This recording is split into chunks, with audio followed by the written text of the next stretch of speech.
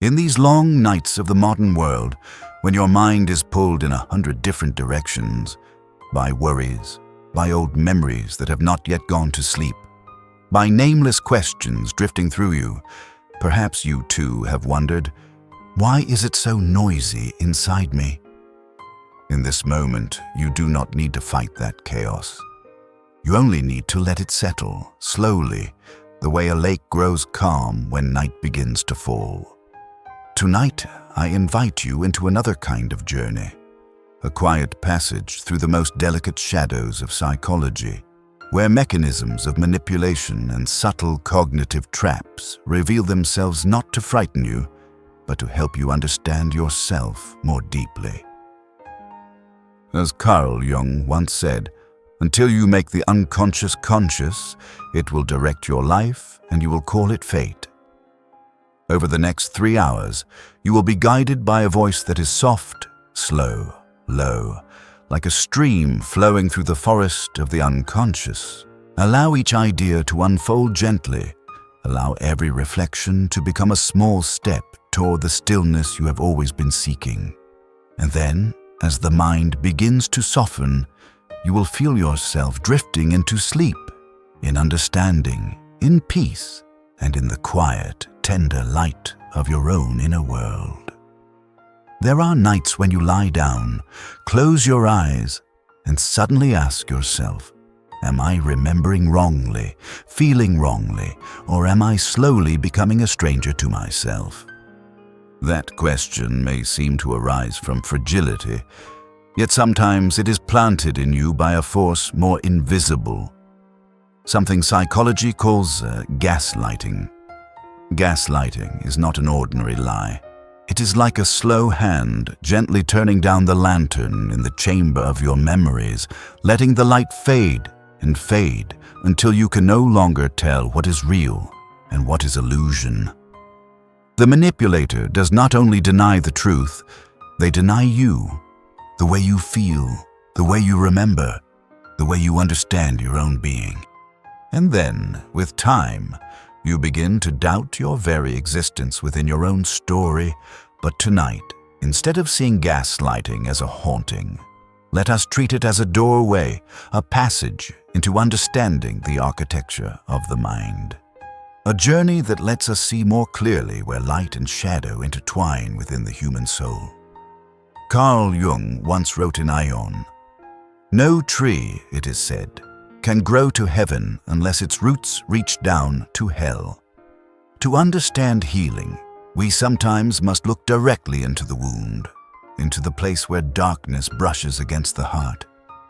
Gaslighting begins very softly, so softly that you barely notice it. A sentence like, "You remembered that wrong. I never said that. Why are you so sensitive?"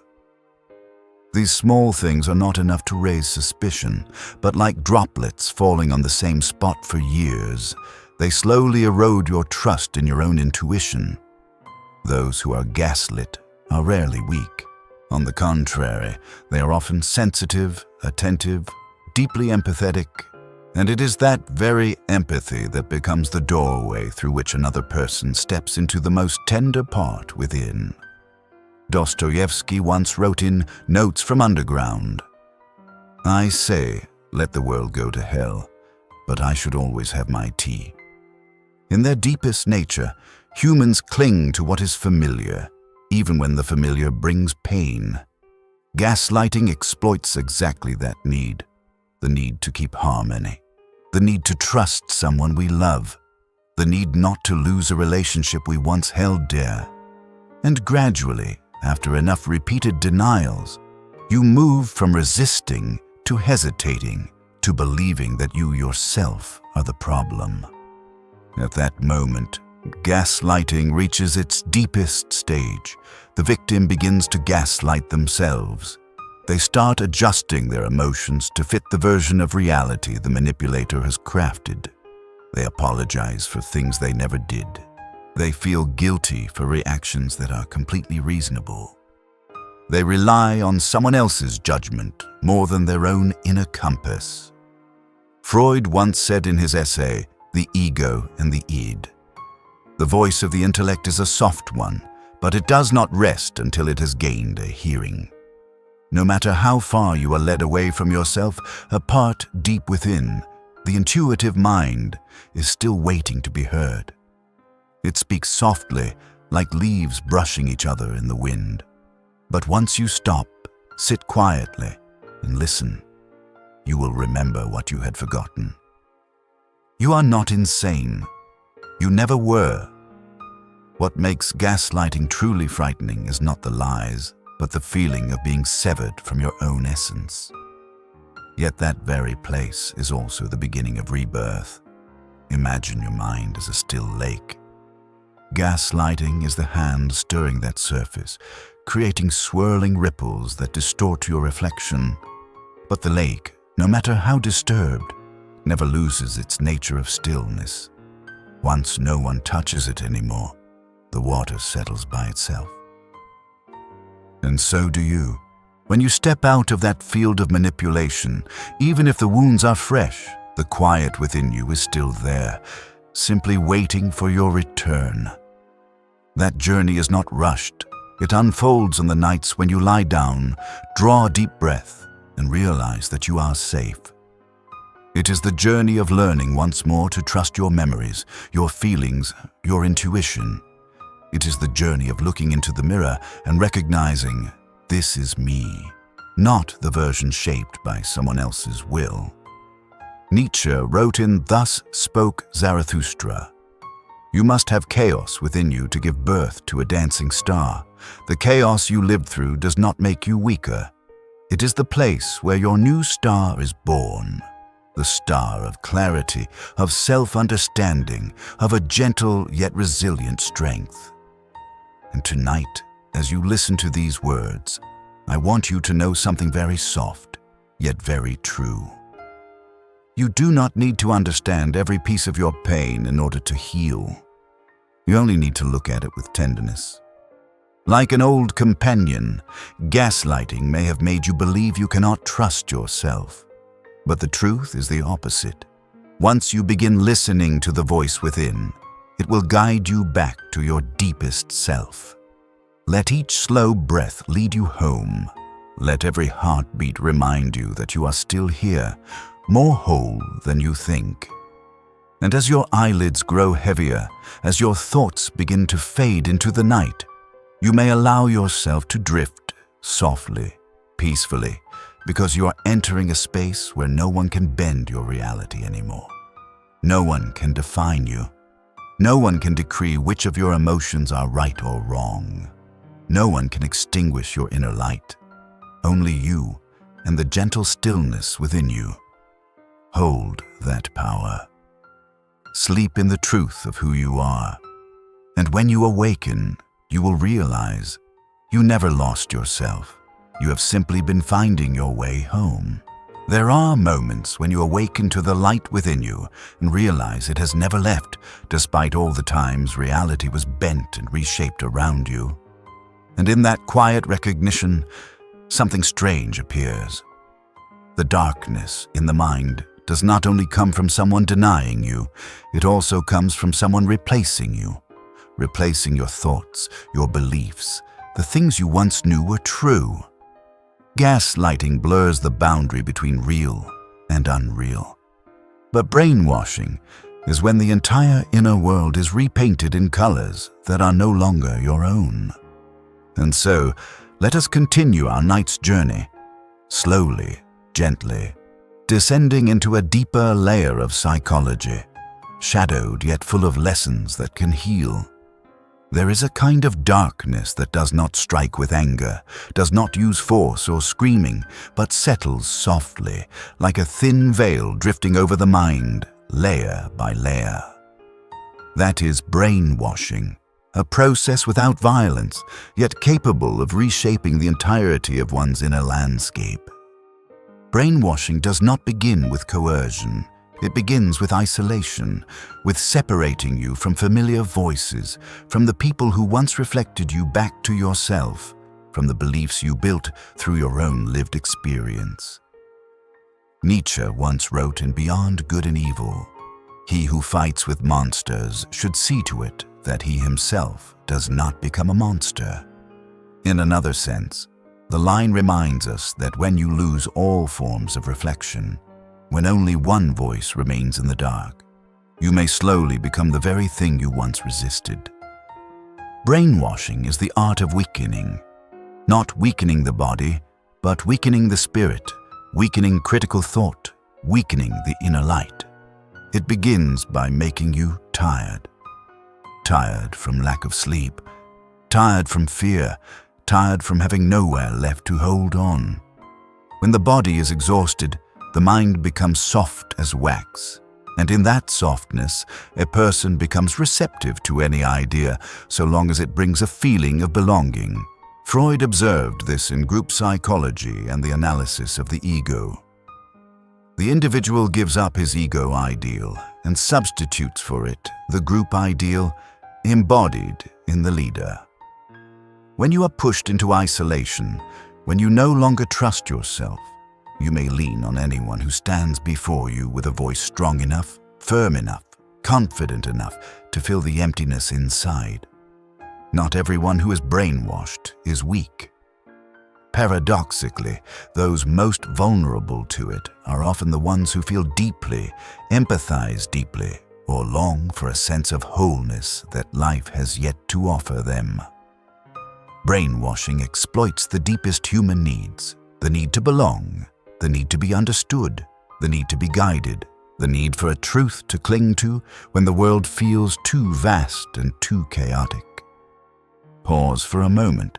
Have you ever felt, even once, a longing for someone to tell you what to do? A longing for someone to say everything will be okay as long as you trust them? It is this longing that sometimes opens the door for brainwashing to slip in. In the deepest stages of brainwashing, a person no longer distinguishes between the thoughts that arise from within and the thoughts planted from the outside.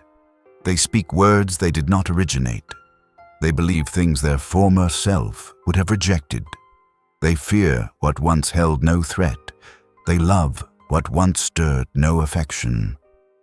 Carl Jung wrote in The Undiscovered Self, "A mind that is not anchored in its own truth is easily taken over by collective opinion. A mind not rooted in itself is a mind easily carried away, like a leaf drifting in the current of a waterfall. Yet within this phenomenon lies a gentler lesson. No belief can take permanent hold without the unconscious consent of the one who carries it. For within every human being exists a place no one can reach, the place Marcus Aurelius called in Meditations the inner citadel. It is where you retreat when the world grows too loud, where all forms of imposition lose their power, where even the most sophisticated manipulation cannot erase your essence. No matter how many layers of influence are draped over you, that citadel remains, waiting for you to return." Healing from brainwashing is not the violent tearing away of imposed beliefs as if stripping off layers of clothing. It is a journey of awareness, of gently asking, is this truly my thought? Does it feel true in my body? What does my inner sense whisper? Am I believing this out of fear or honesty? Slowly, layer by layer, you reclaim ownership of your mind. Your mind is not a battlefield, it is a garden. What is needed is not to destroy everything, but to notice which seeds do not belong to you, which things grew only because someone else planted them. And once you see that, you can remove them softly, without anger, without haste. Then comes a night like this one, when you lie down and realize you're not broken, you're not possessed, you're only obscured, like a mirror covered in dust. Dust can be wiped away, false beliefs can be replaced, but the deepest essence of who you are is untouchable. As you listen to this quiet, you are slowly returning to yourself, not through force, but through gentleness. As Jung wrote in Modern Man in Search of a Soul, who looks outside, dreams, who looks inside, awakes. Tonight, you're doing both. You're dreaming and you are awakening.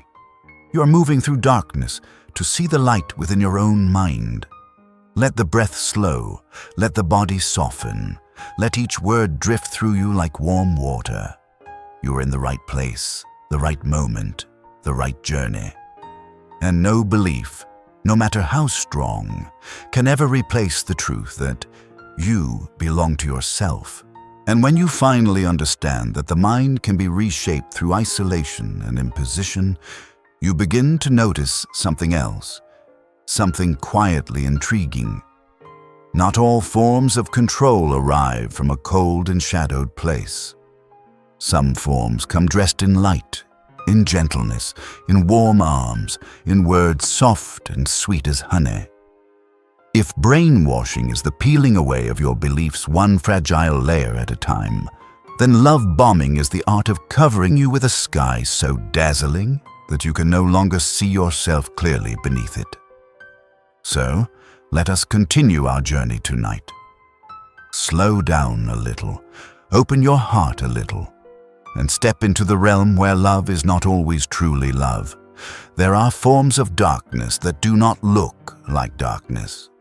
They come in the shape of warmth, of affection, of whispered words that make you feel special, chosen, cherished. And you open the door of your heart, not because you are forced to, but because you believe you have found something rare, someone who truly sees you, truly understands you. That is how love bombing begins.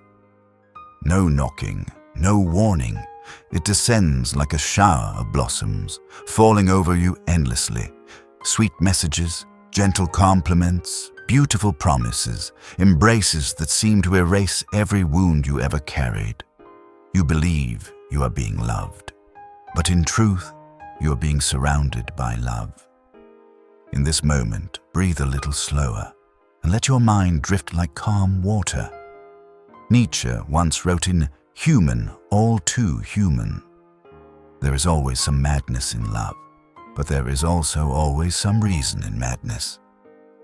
Love bombing always carries the shape of both, the madness in its intensity, the reason in its intention. That intention at times is not to love you, but to possess you. Love bombing is addictive, not because you are fragile, but because the human brain is designed to respond powerfully to attention, to safety, to unexpected joy. It triggers dopamine. It triggers oxytocin. It triggers the illusion that you belong to someone. And in a world filled with loneliness, that need feels profoundly real. Freud spoke of this in Civilization and its discontents. We are never so defenseless against suffering as when we love. When you open your heart, you also open a space for someone to step inside, whether they carry light or shadows. Love bombing often unfolds in 3 stages. 1. The stage of overwhelming light. They make you feel like the center of the world. You matter, you are needed, you are desired. You are the missing piece they have been waiting their whole life to find. No one is immune to such enchantment, for the human heart longs to be loved in exactly that beautiful way. 2. The stage of withdrawal. And then, without warning, the light goes out. Messages slow. Affection turns to indifference. You fall from being the center of their universe to a small satellite struggling to regain its orbit. This withdrawal is not accidental. It is the cutting of the dopamine thread. And when dopamine fades, you begin craving their attention like a drug. 3. The stage of control through scarcity. They give you a little, just enough to maintain hope. Then take it away, just enough to make you fear losing them. At that point, you're no longer searching for love, you're searching for the first dose. Love bombing does not exist only in romance. It appears in friendships, in workplaces, in religion, in communities, in any relationship that benefits from subtle submission. Those who use love bombing understand this deeply. The human heart is far more easily swayed by affection than by logic. And that is why victims rarely notice they are being manipulated. Because manipulation through love does not feel like manipulation. It feels like being cared for, being valued, being chosen. We rarely question what brings us happiness, but what makes you happy is not always what makes you free. And true love never needs to storm you with an endless downpour of attention. Carl Jung wrote in Memories, Dreams, Reflections, "Loneliness does not come from having no people around you, but from being unable to communicate the things that seem important to you." Love bombing creates the illusion that you are connected, but in truth, you are slowly losing your connection with yourself. You are swept into the feeling of being loved until you forget the feeling of being yourself. So, where does healing come from? Not from closing your heart, not from doubting every expression of kindness. Healing comes from distinction. True love is a steady flow, unhurried and gentle. Love bombing is a flood that rushes too fast, too intensely. True love lets you breathe. Love bombing makes you cling to every breath they give you. True love gives time for understanding. Love bombing makes you believe you understand instantly. True love helps you grow. Love bombing makes you dependent. And then, when you lie down as you are now, when your breath slows, when your heartbeat softens, you can look back at those memories, not with anger or regret, but with tenderness. Because you have learned something essential. Not everyone who gives you light wants you to shine. Some only want you to be blinded. But do not let that make you close your heart. Your heart was born to love.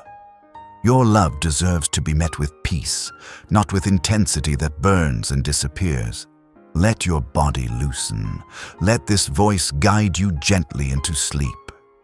And remember this: what arrives too quickly is rarely destiny. Destiny always arrives slowly and arrives in truth. You do not need a love that makes you burn bright. You need a love that makes you peaceful. And when the artificial light of love bombing begins to fade, leaving behind a cold emptiness in your chest, most people start to ask themselves, what did I do wrong?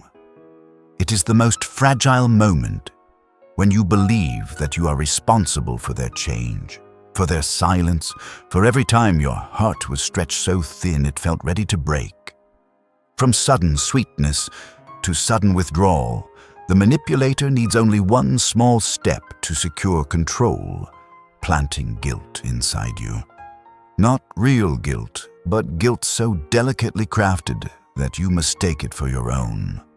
And that is when guilt tripping begins. Take a deep breath and let us walk into this soft shadow together, to understand and to heal. There are chains that are not made of iron. They are formed from gentle words, very gentle, yet enough to make you bow your head, blame yourself, and believe that every pain in the relationship was caused by you. That is guilt tripping, a subtle art of manipulation, where the one who inflicts the wound makes the victim believe they are the one responsible. Guilt is one of the strongest human emotions. It sinks deep, it clings tightly, and it has the power to make even the kindest hearts live in exhausted self-blame. In The Gay Science, Nietzsche wrote, "We are always in our own debt." A simple line, but in the context of manipulated guilt, it becomes a somber truth. When you live feeling indebted, you can be led anywhere. Guilt tripping often appears quietly, through words that seem harmless. If you really cared, you would have. I've done so much for you, and yet you really disappoint me. After everything I've endured, this is how you treat me. No shouting, no violence, only words spread like a thin mist, yet enough to make your heart tighten painfully. Freud wrote in Civilization and Its Discontents, "Guilt is the most important problem in the development of civilization. Guilt forms early as part of our moral structure. When someone knows how to strike that soft, sensitive place, they can make you submit without ever raising their voice. Guilt tripping requires no commands. Only a sigh, a saddened look, a few drifting words enough to make you think, it's my fault. All of it is my fault." The danger of guilt tripping is not only that it hurts, but that it makes you believe you deserve the hurt. Because when guilt is planted at the right moment, you begin to apologize for things you did not do, carry the mistakes of others as if they were yours, try endlessly to make up for a shortcoming you never created. It turns you into someone who must always fix, always make up, always be careful not to disappoint. You live inside an invisible prison, the key forever held in someone else's hand. In Letters from a Stoic, Seneca wrote, "We suffer more often in imagination than in reality." Manipulated guilt is rarely based on truth. It is based on your fears, the fear of losing them, the fear of upsetting them, the fear of being abandoned. The manipulator knows this, and they plant guilt precisely where you are weakest. But pause, just for a few seconds. Close your eyes. Take a long, soft breath. Let me tell you something you may never have heard. Guilt is not always truth. Sometimes it is only the echo of manipulation. Some guilt is not yours to carry. Some responsibility should never have been placed on your shoulders. Some accusations you must learn to return to their rightful owner. Healing begins when you distinguish. True guilt comes from wrongdoing. Manipulated guilt comes from someone else's desire for control. Once you see that boundary clearly, your breath begins to return, your shoulders begin to lighten. You begin to realize, not every tear from another person is your fault. Not every sadness they feel is caused by you. Not every disappointment they speak reflects your worth. Guilt tripping has one purpose, to bend your behavior through fear of doing wrong. But you are not born to live in fear. You are born to live in your own truth, even when that truth is delicate, imperfect, or still forming. Carl Jung once wrote in 2 essays on analytical psychology, "Shame is a soul-eating emotion, and manipulated guilt is precisely that kind of shame, the kind that creeps the deepest, contracting the soul inch by inch. Yet the soul knows how to heal. It needs only one condition, gentleness toward itself.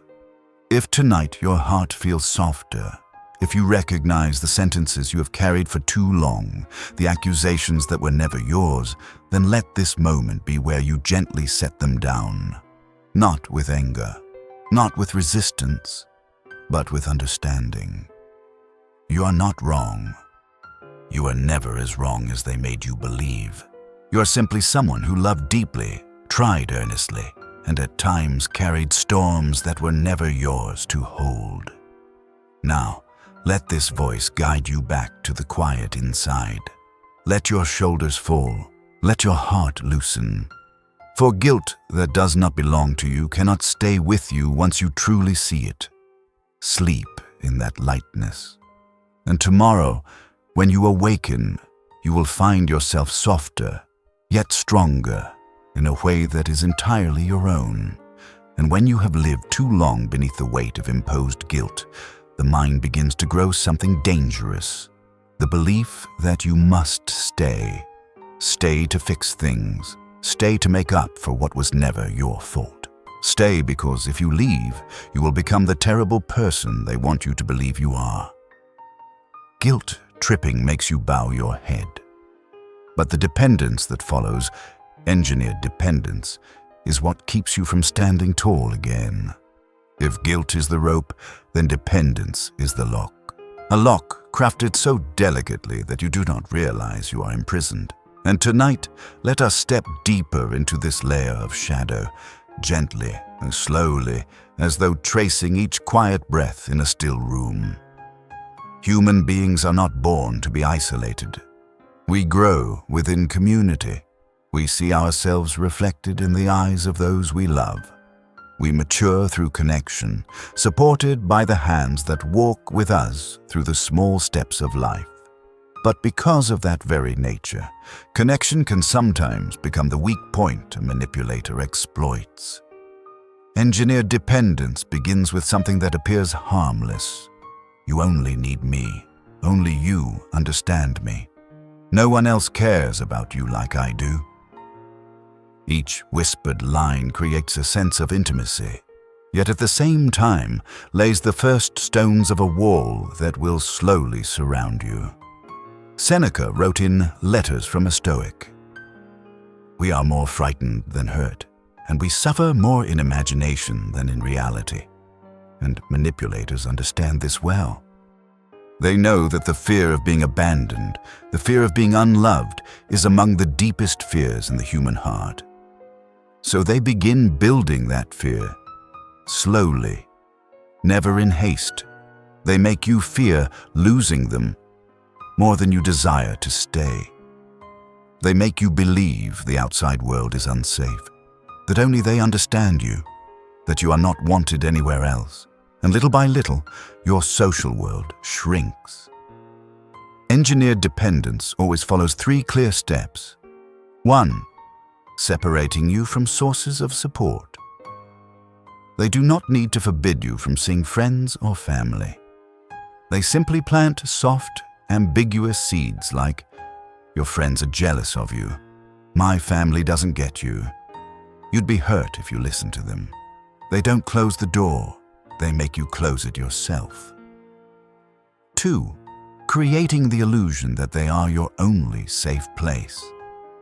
They become the shoulder you lean on when you feel weak, the place where you believe peace exists, even if that peace isn't real. The place where they break your confidence and then position themselves as the only one who can restore it. They create the wound, then they become the painkiller. That is the perfect loop of dependence. 3. Making you believe leaving equals collapse. No one says this outright, but their tone, their behaviors, their silences, everything guides you toward one buried fear. If I leave, I will have no one. Einstein once wrote in a private letter, "Solitude is painful when one is young, but delightful when one is more mature." But manipulators never want you to mature. They want you to remain dependent, childlike in your fear, so they can continue feeding it. And then, dependence is no longer affection. It becomes a fabricated survival mechanism. You do not stay because you love. You stay because you believe you cannot leave. That is the deepest wound of engineered dependence. It makes you mistake fear for attachment. But pause just for a moment. Breathe deeply and listen to this, softly. You were never truly dependent on anyone. You were only made to believe you were. Your freedom was never lost. It was only obscured, like the moon veiled behind clouds. Healing, in this case, does not come from a loud rebellion. It comes from awareness, from realizing that isolation is not love. Love never requires you to cut off your world. In Man's Search for Meaning, Viktor Frankl wrote, "Those who have a why to live can bear with almost any how." When you rediscover your own why, the reason you exist, the values you want to live by, every false dependence begins to dissolve. You're not weak. You are someone who once believed that love meant dissolving into another person's world. But true love, the kind that brings peace, is the kind that expands your world, not shrinks it. And if tonight something quiet inside you begins to stir, it may be the recognition that no one can be your only safe place except yourself. No one can define your worth. No one has the right to compress your life into one person, one relationship, or one fear. So breathe deeply and feel yourself returning. You are still whole. You're not broken. You are not closed. Connections that were lost can be reopened. Doors that once shut can open again. And a heart that was once confined can find its way back to spaciousness. You are born to connect with many beautiful things, not just one person. You are born to expand, not contract. Let this voice guide you gently into sleep, softly, slowly. And when morning comes, you will find your heart no longer bound as before. You are returning, and you are free.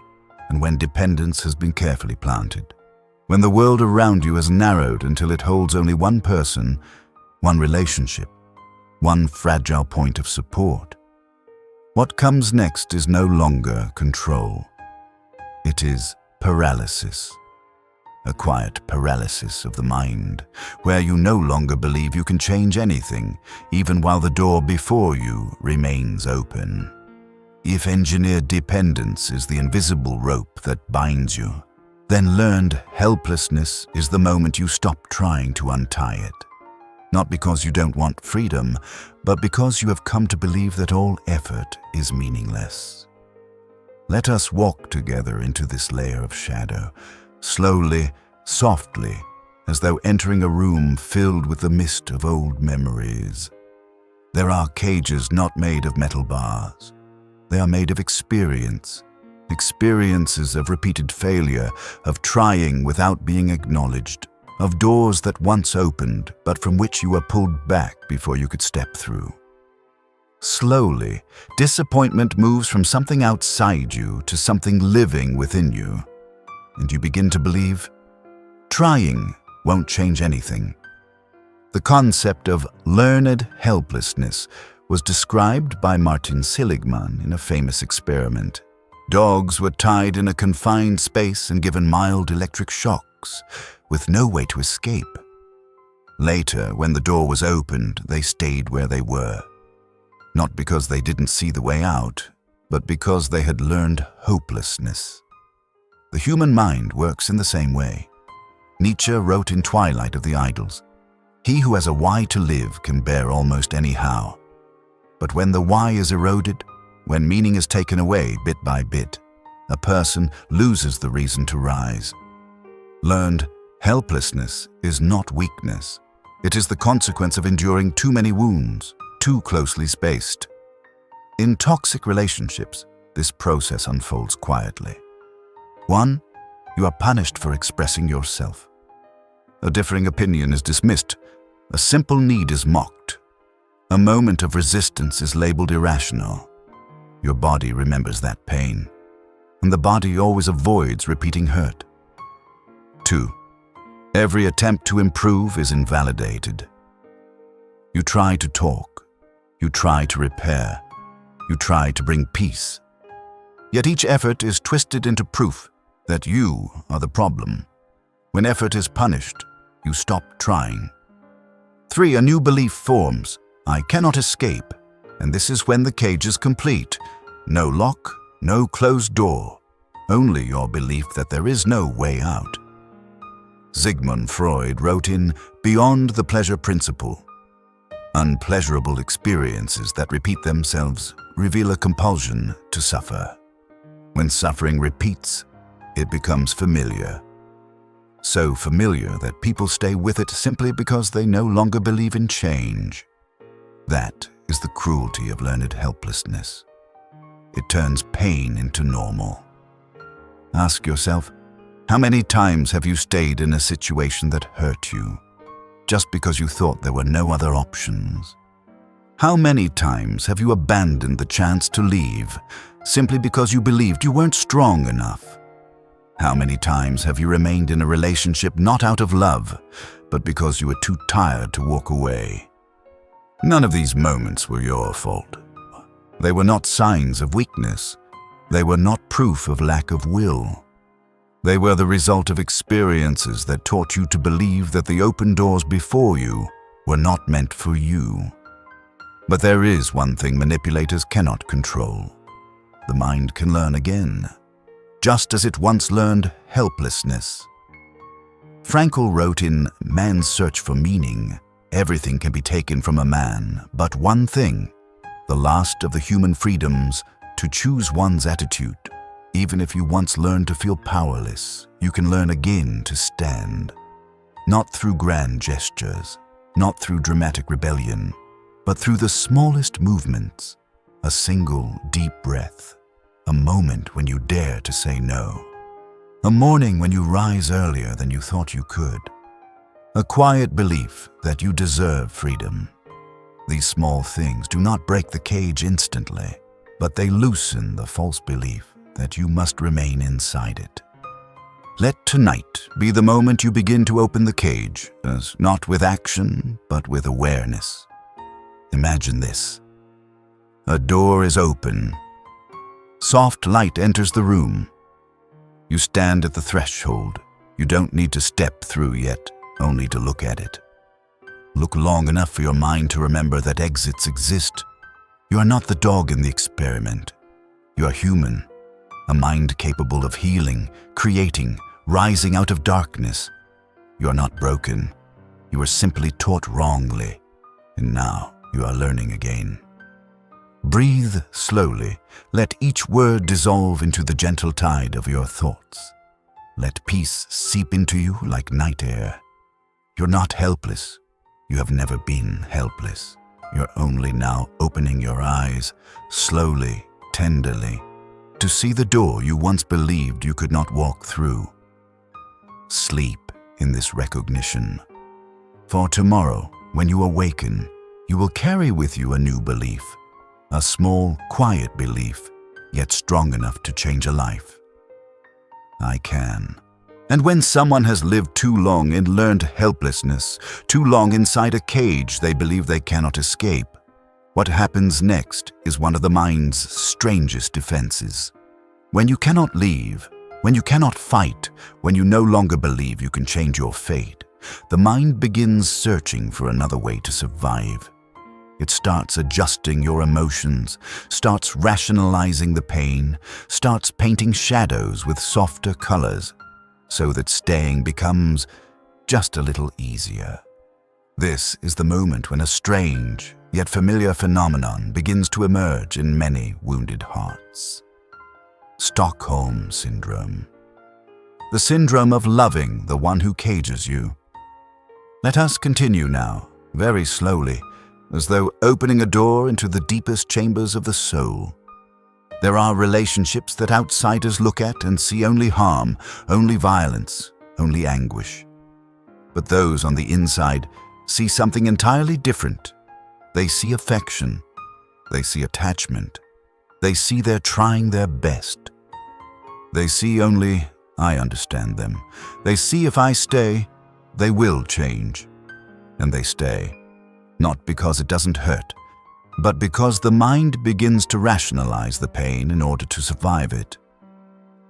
Stockholm Syndrome was first named after a bank robbery in 1973, when hostages, held for days, developed a strong empathy toward their captors, shielding them from police and even defending them long after rescue.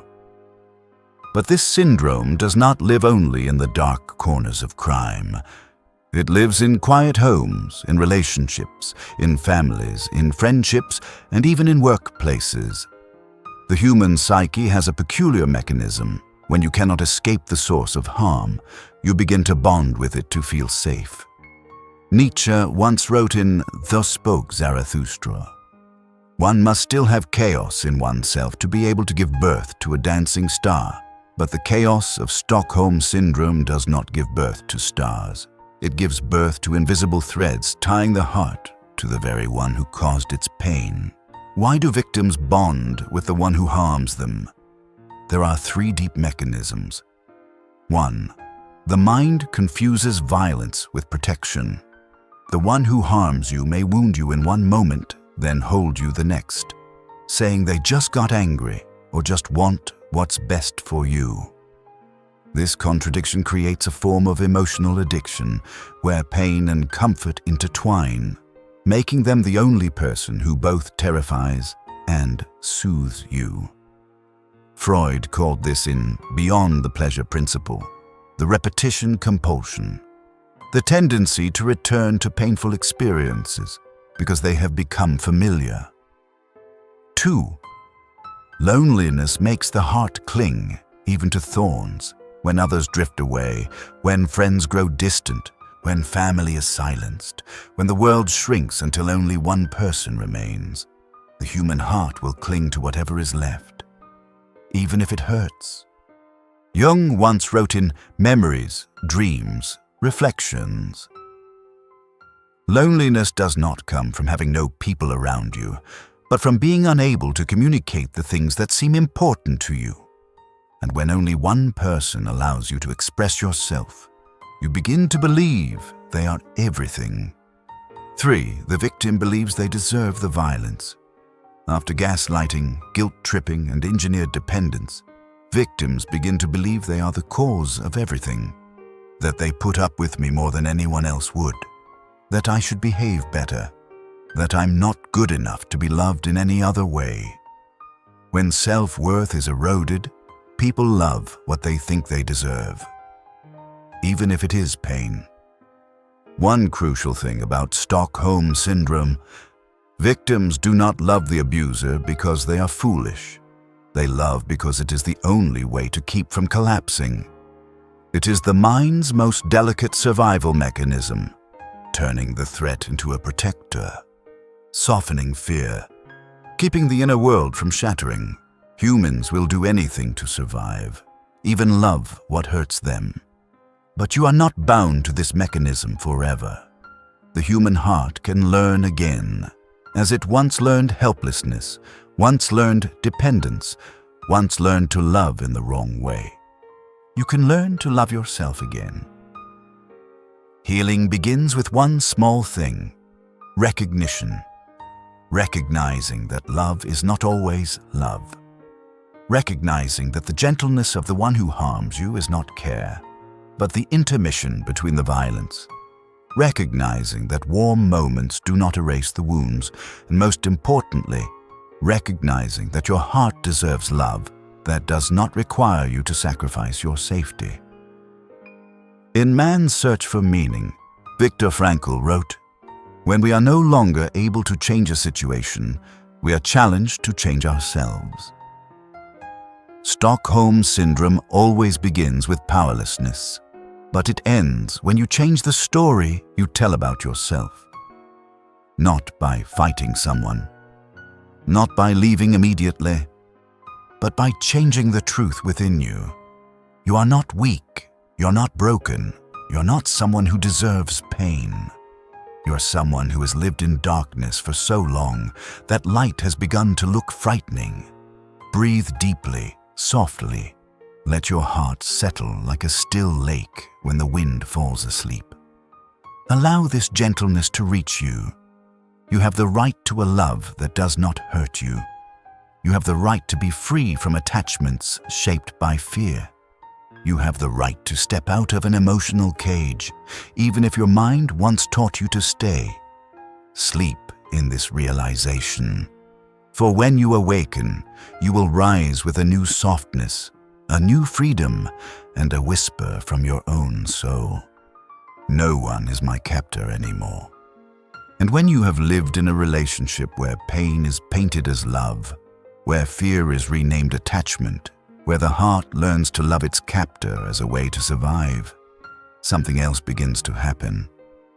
You do not only love the wrong person, you begin to remember the past the wrong way. The pain becomes blurred. The warm moments grow exaggerated. The poisonous words are translated into softer excuses.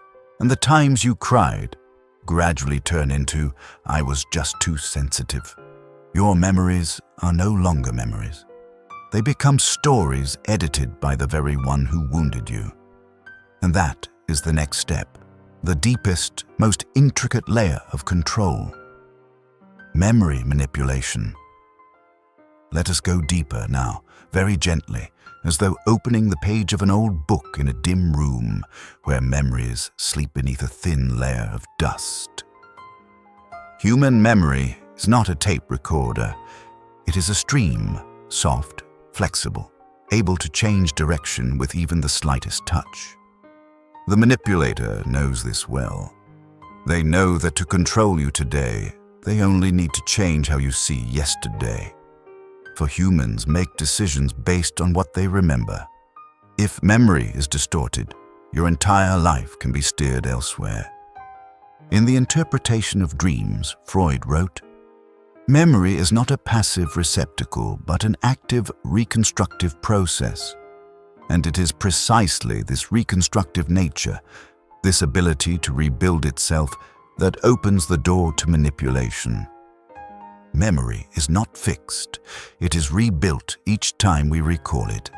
Every act of remembering is also an act of editing. And sometimes, just a gentle suggestion from someone else is enough for you to remember the way they want you to remember." Manipulators shape memory in 3 simple ways. 1. Denying the reality you lived through. They say, "That never happened. You're imagining things. You're too sensitive. I was just joking." At first, you resist. You remember clearly. But when denial repeats long enough, the mind begins doubting itself. Humans cannot endure the conflict between their memories and the words of someone they love. So they choose the version that hurts less. Memory is altered, not by force, but by heartbreak. 2. Repeating false versions until they become truth. Some manipulators are patient. They retell the past in ways that benefit them, repeating their version like a background melody. "That day you made me angry.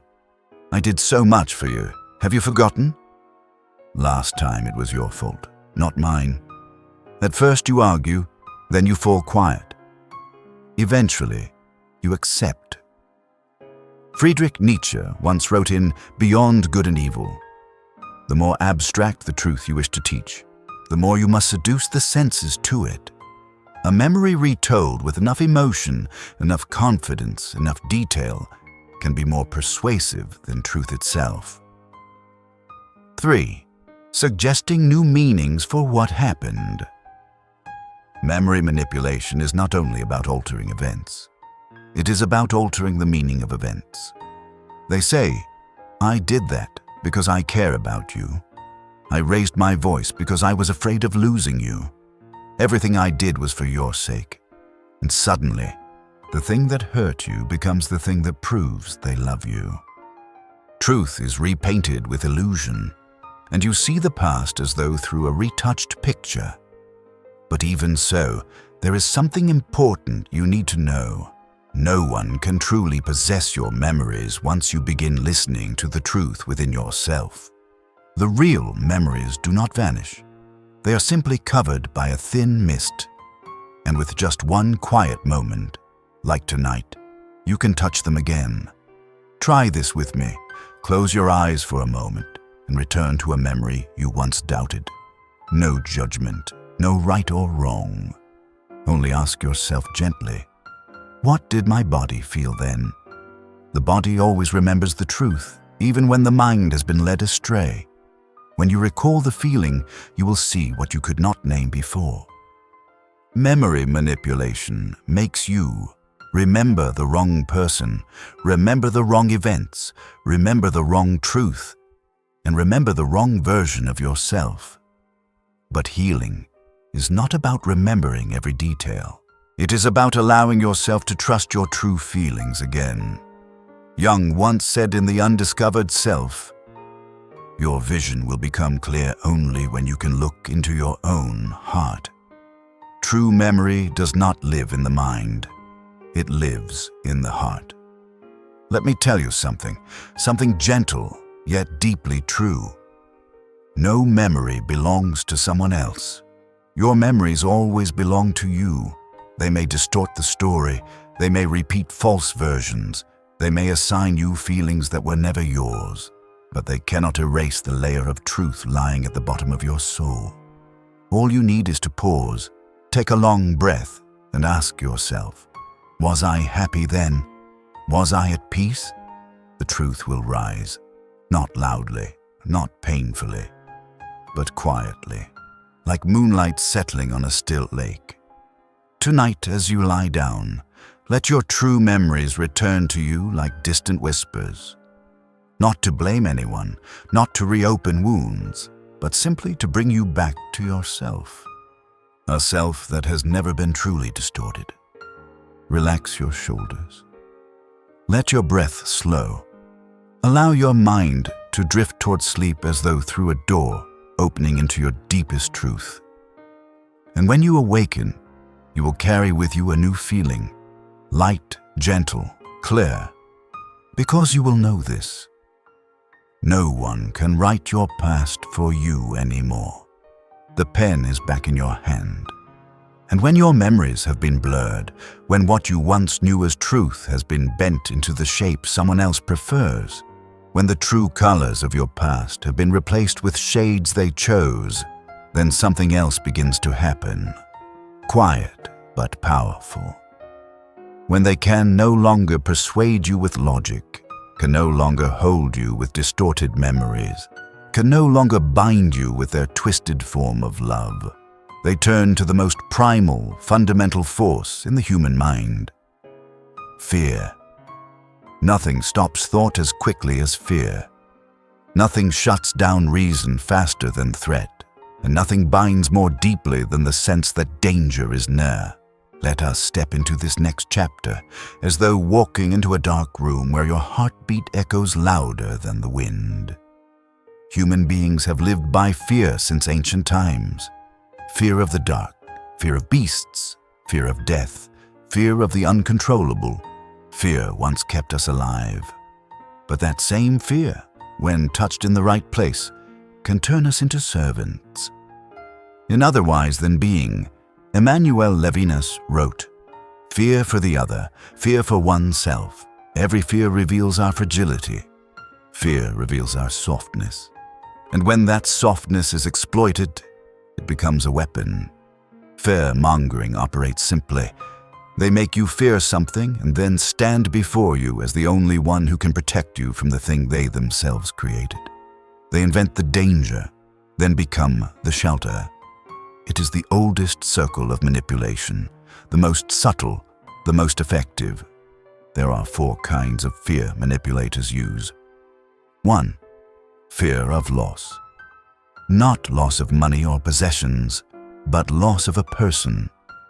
If you leave, don't expect to find anyone who treats you like I do. No one else would put up with you. You'll be alone forever without me. These are not truths. They are carefully engineered fears designed to keep you from walking away. Humans fear loneliness more than pain. 2. Fear of disappointing someone. Kind-hearted people fear hurting others more than being hurt themselves. Manipulators know this. A sigh, a sad look, a whisper, light as air. I didn't think you'd be that kind of person. And your heart contracts, stepping back even when you don't know what you did wrong.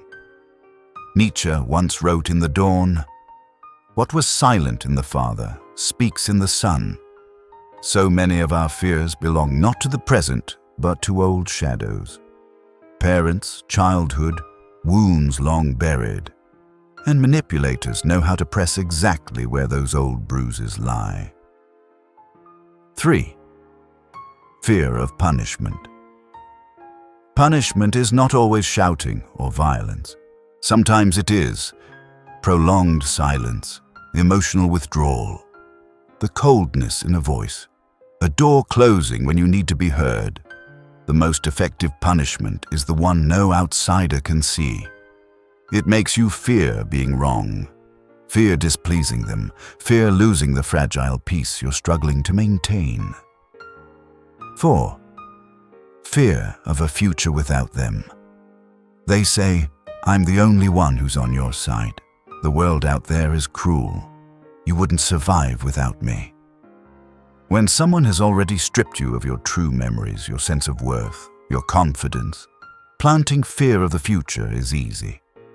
They take away the map, then tell you monsters live outside the forest. In Being and Time, Heidegger wrote, "Everydayness is dominated by idle talk, curiosity, ambiguity.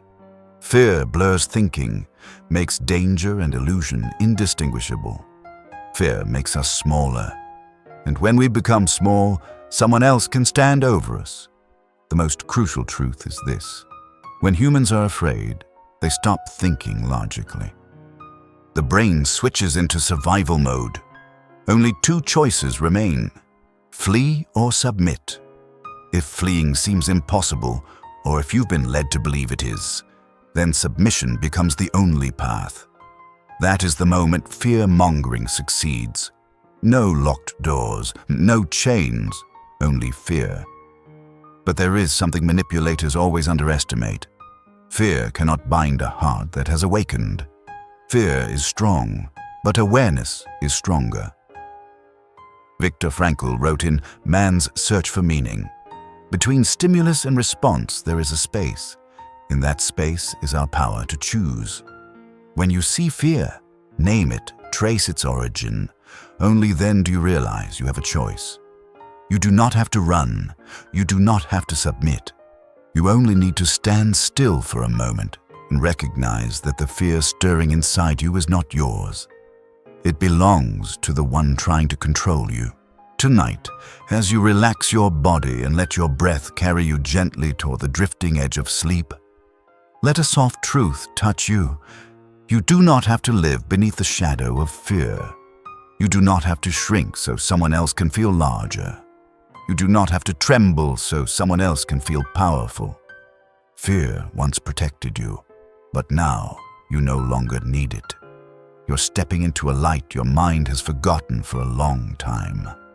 Let the darkness of fear fade like night mist before dawn. Let your body settle. Let your heart open just a sliver, enough for light to slip in. And then, as you close your eyes and drift into sleep, remember, no one has the right to control you through fear. No one. Not even the fear within you. And when fear has been planted deep enough, when your heart tightens at every vague threat, when your mind grows used to shrinking as a survival reflex, another form of manipulation arrives. Not with roaring, not with violence, but with fabricated fragility, with tears, with soft words sharp as blades. It does not command you to fear. It makes you feel guilty. It makes you believe that if you do not comply, someone will suffer, someone will collapse, someone will abandon you, or worse, destroy themselves. This is when emotional blackmail begins. Let us step into this part, like descending a quiet stairway into the place where distorted emotions become invisible chains. There are times when people do not hold you with love or reason, but with their own suffering. They say they need you to survive. They say they will fall apart if you walk away. They say only you can make them better. And if you do not do what they want, something terrible will happen. That is not love. That is emotional blackmail.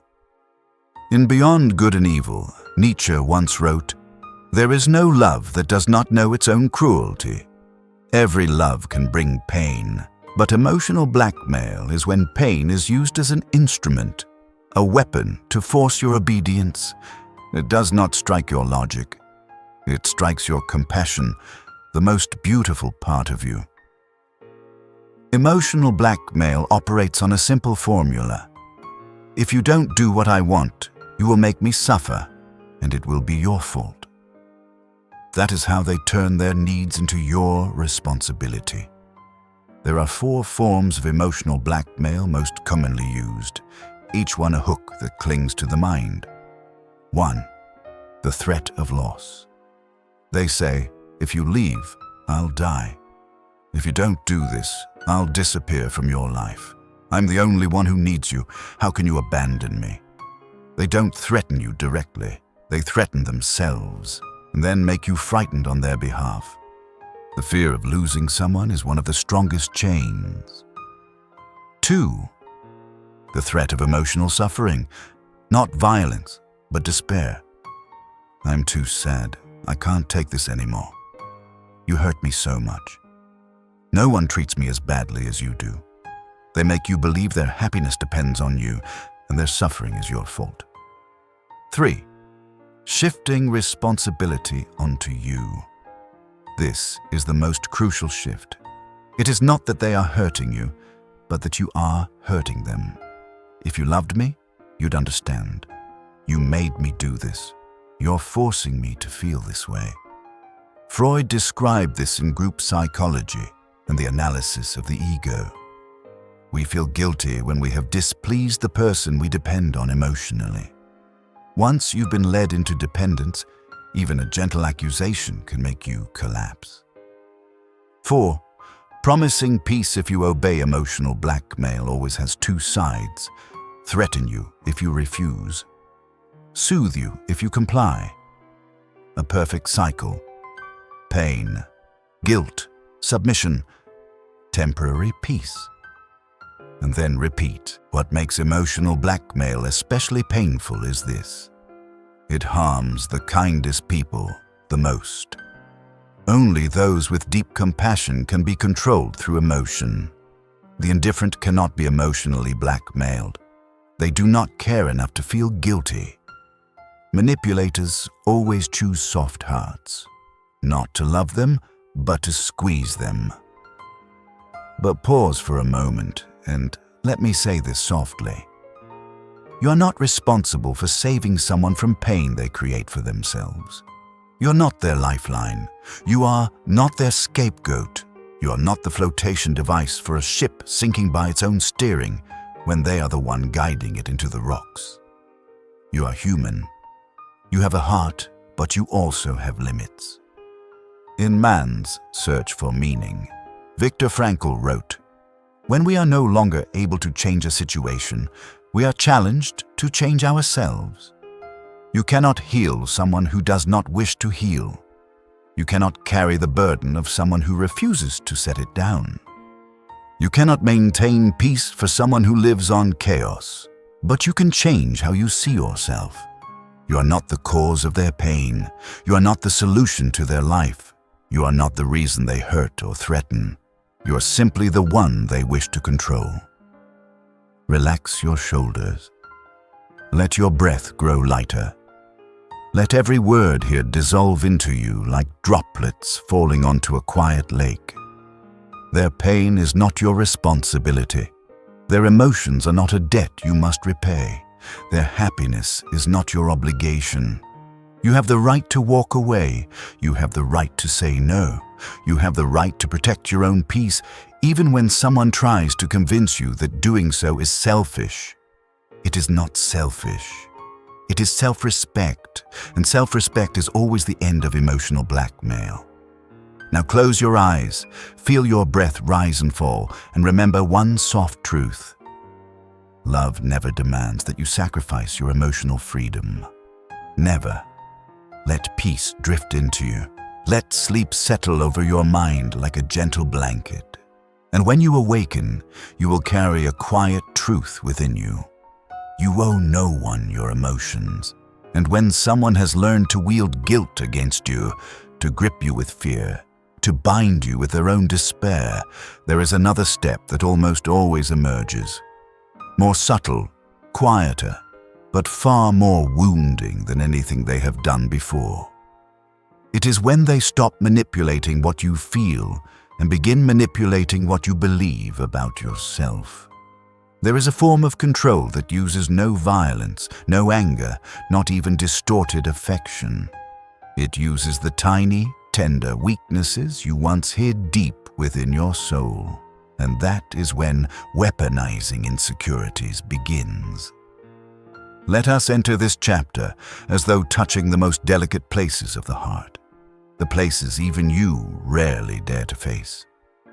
Every one of us carries soft spots, tiny cracks, quiet insecurities, memories that make us feel not enough. They are not wrong, are not. They are simply the marks of being human.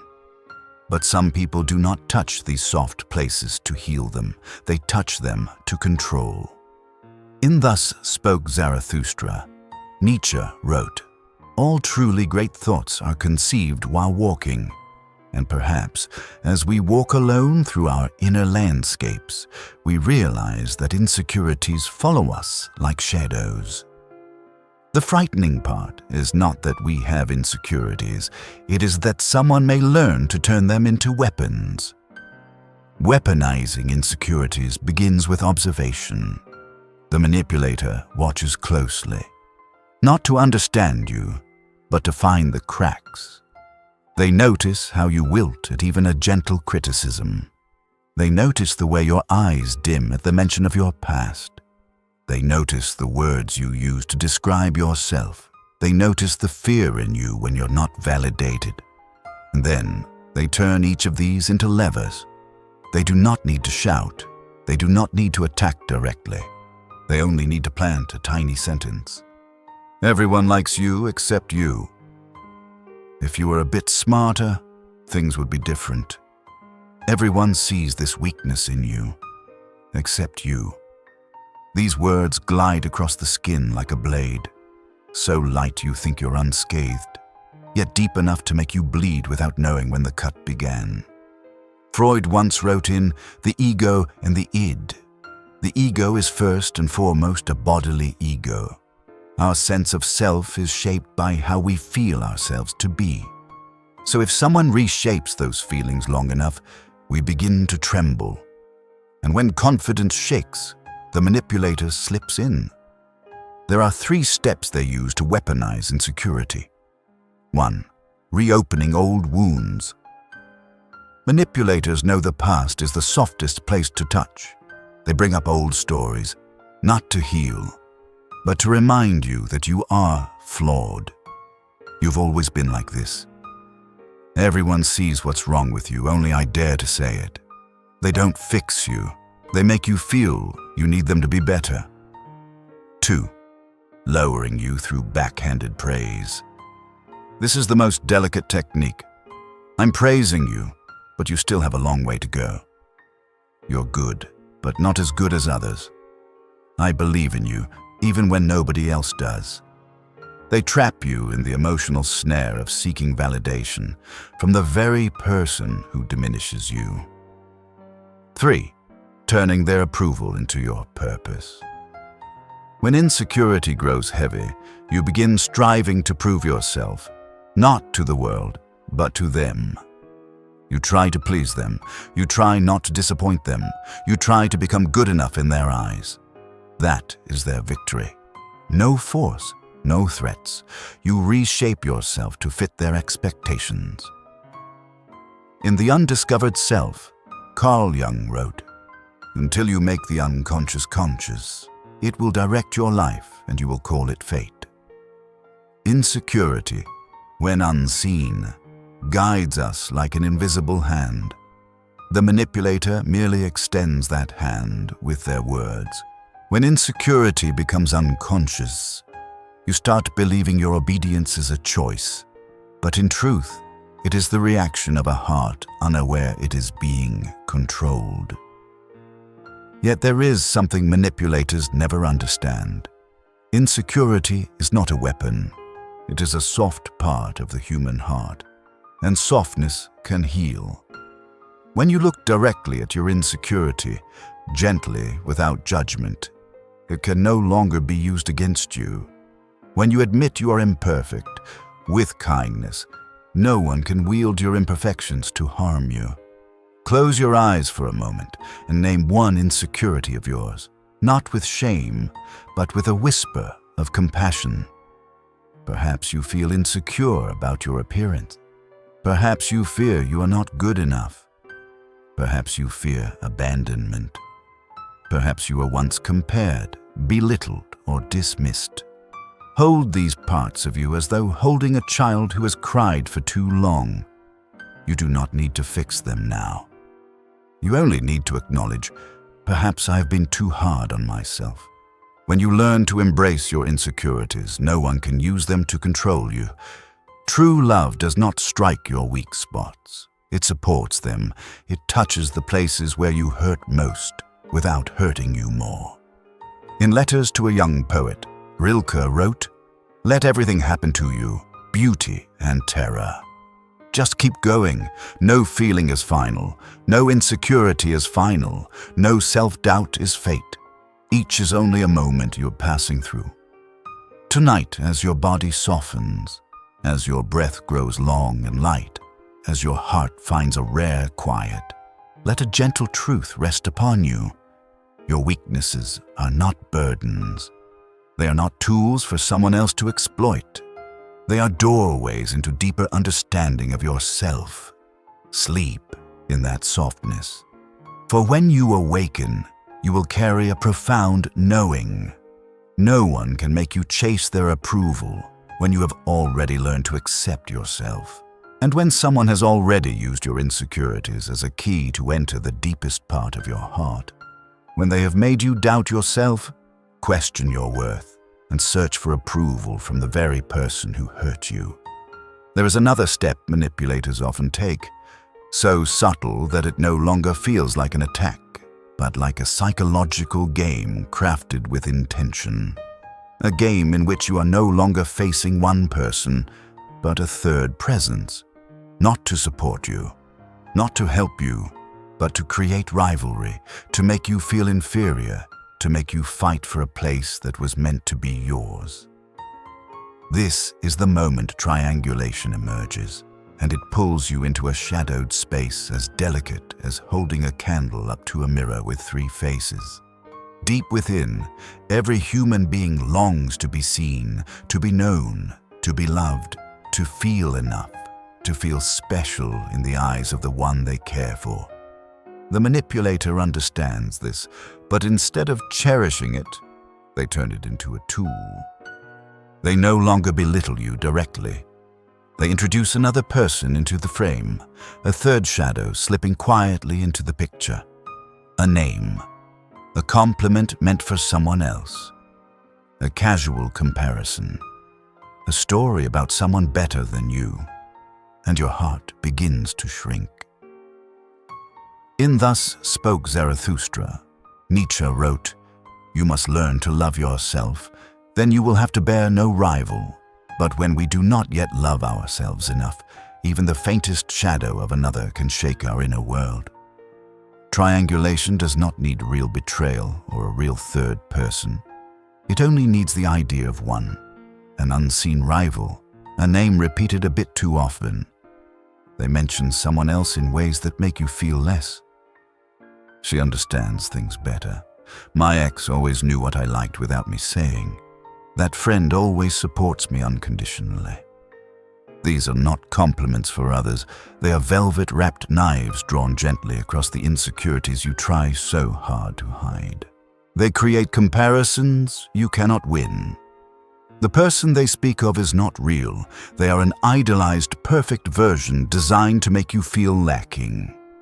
Manipulators know that comparison is the quickest way to break confidence. In The Art of Loving, Erich Fromm wrote, "The task is not to find the right person, but to become the right person." But triangulation makes you forget this. You stop wanting to be yourself and start wanting to become someone else, the person they keep mentioning.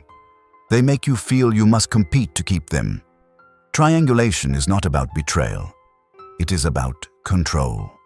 When you are forced into competition, you try harder, you tolerate more, you accept less, and you fear losing them far more intensely. The jealousy they manufacture is not a sign of love. It is a sign of manipulation. And then comes the most subtle part. They stand between two people, pretending to be caught in the middle, pretending they did not mean to make you jealous, pretending they are simply sharing stories with you. But they know exactly what they are doing. On the Genealogy of Morality, Nietzsche wrote, "Whoever fights monsters should see to it that in the process he does not become a monster. And those who use triangulation, even if they begin just to see how you react, eventually become monsters in their own game of power." The deepest pain in triangulation is not the third person. It is the feeling that you are not enough. You begin staring at the mirror longer, checking your phone more often, fearing their silence, tensing when they mention someone else, losing your peace over a single name. Triangulation does not make you lose them. It makes you lose yourself. But pause for a moment, breathe slowly, and let me tell you something soft as a falling leaf. No one is worthy of making you feel you must fight to be loved. True love does not require winning. True love does not place you in a competition. True love has no third person, whether real or imagined. In Letters to a Young Poet, Rilke wrote, "Love consists in this, two solitudes that protect and border and greet each other. Love is two souls standing side by side. No comparisons, no rivalries, no jealousy constructed to keep you off balance. Only protection, only presence." If tonight your heart aches remembering the times you were compared, the nights you lost sleep over a name, the moments your chest tightened at a vague remark, let me sit with you here, in this gentle stillness, and tell you, you have always been enough. You were simply made to believe you were not. No one, not even the one you loved most, has the right to turn you into someone running after their approval. You are not the runner-up in your own story. You are the protagonist, and anyone who enters your life must be able to see that. Let your body soften. Let your mind release its tension. Let your heart open just a little, enough for the truth to reach you. No one has the right to use another person to threaten your worth. No one has the right to make you compete for love. You are no longer in that contest. Sleep in this peace. And when morning comes, you will know. You never needed to compete. You only needed to be loved, gently and in the right way. And when you have been placed in a position of competition, when jealousy has slowly eroded your confidence, when you have been made to fight for something that should have been peaceful, the manipulator will move on to their next stage. At this point, they no longer want only you to doubt yourself. They want others to doubt you as well. No more quiet whispers behind closed doors. No more soft blades meant only for your inner world. Now the wound is brought into the open, laid out where everyone can see it, where you feel exposed, stripped, ashamed to the point that you cannot stand upright. This is when public shaming rises like a cold, gleaming knife held out in daylight. Let us step into this moment slowly, deeply, as though placing a hand over a wound that was once shown to a crowd. Human beings have always lived within community. Acceptance means as much to us as love itself, and exclusion is one of our oldest fears. It is no wonder that public humiliation is one of the most powerful tools of manipulation, striking directly at the instinct that fears abandonment more than pain. In Fear and Trembling, Kierkegaard wrote, "The crowd is untruth. The crowd does not carry truth, but the crowd always carries power." And manipulators know this. They know that a single false statement, spoken loudly enough, spoken before enough people, can cut into your heart like a blade. Public shaming unfolds with simple, ruthless steps. First, they expose a fault of yours, real or fabricated, before others. It need not be a grave mistake, only something that makes you blush, makes you uncomfortable, makes you appear less in the eyes of those around you. You know, she always exaggerates things. She can't even understand the simplest thing. I never thought he'd be so childish. These are not corrections. They are deliberate exposures, like skinning an animal and hanging it under the sun, not to address the mistake, but to address the person. Then they use the gaze of the crowd to make you smaller. No physical attack is needed, only the uneasy silence of others, the judgment in their eyes, the sense that you are being looked down upon. Humans cannot bear the feeling of being the odd one out, and manipulators use social isolation as a whip. In Civilization and Its Discontents, Freud wrote, "The dread of loneliness compels us to remain with people we do not love. When you fear isolation, you comply simply to avoid being pushed to the edge. And then they leave you with shame, a wound that lingers far longer than the moment it was inflicted. The terror of humiliation lies not in the instant it happens, but in the echo that follows you day after day. Shame clings long after others forget the incident. It follows you into your thoughts, strangles your confidence, makes you afraid to speak, afraid to act, afraid of being seen." In The Will to Power, Nietzsche wrote, "Shame is inventive. Shame creates thousands of ways to make us shrink, and that is the aim of public shaming. Not to punish you, but to make you smaller, small enough that you no longer resist, small enough that you no longer believe in yourself, small enough that you submit just to avoid being humiliated again." But there is something profound the manipulator never understands. Shame is not truth.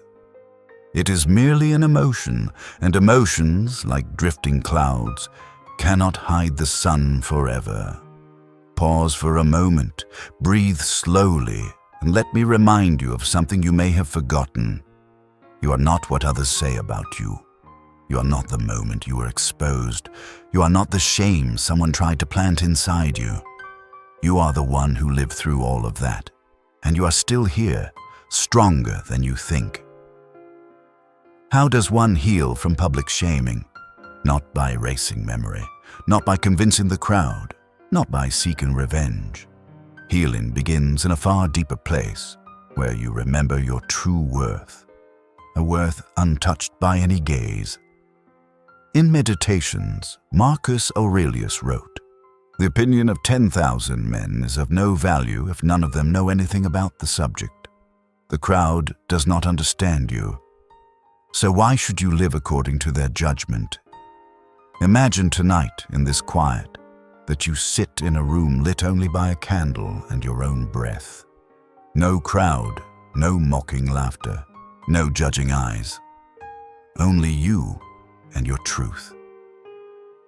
Place your hand over your heart and whisper softly, 'No one can shame me unless I believe their words.'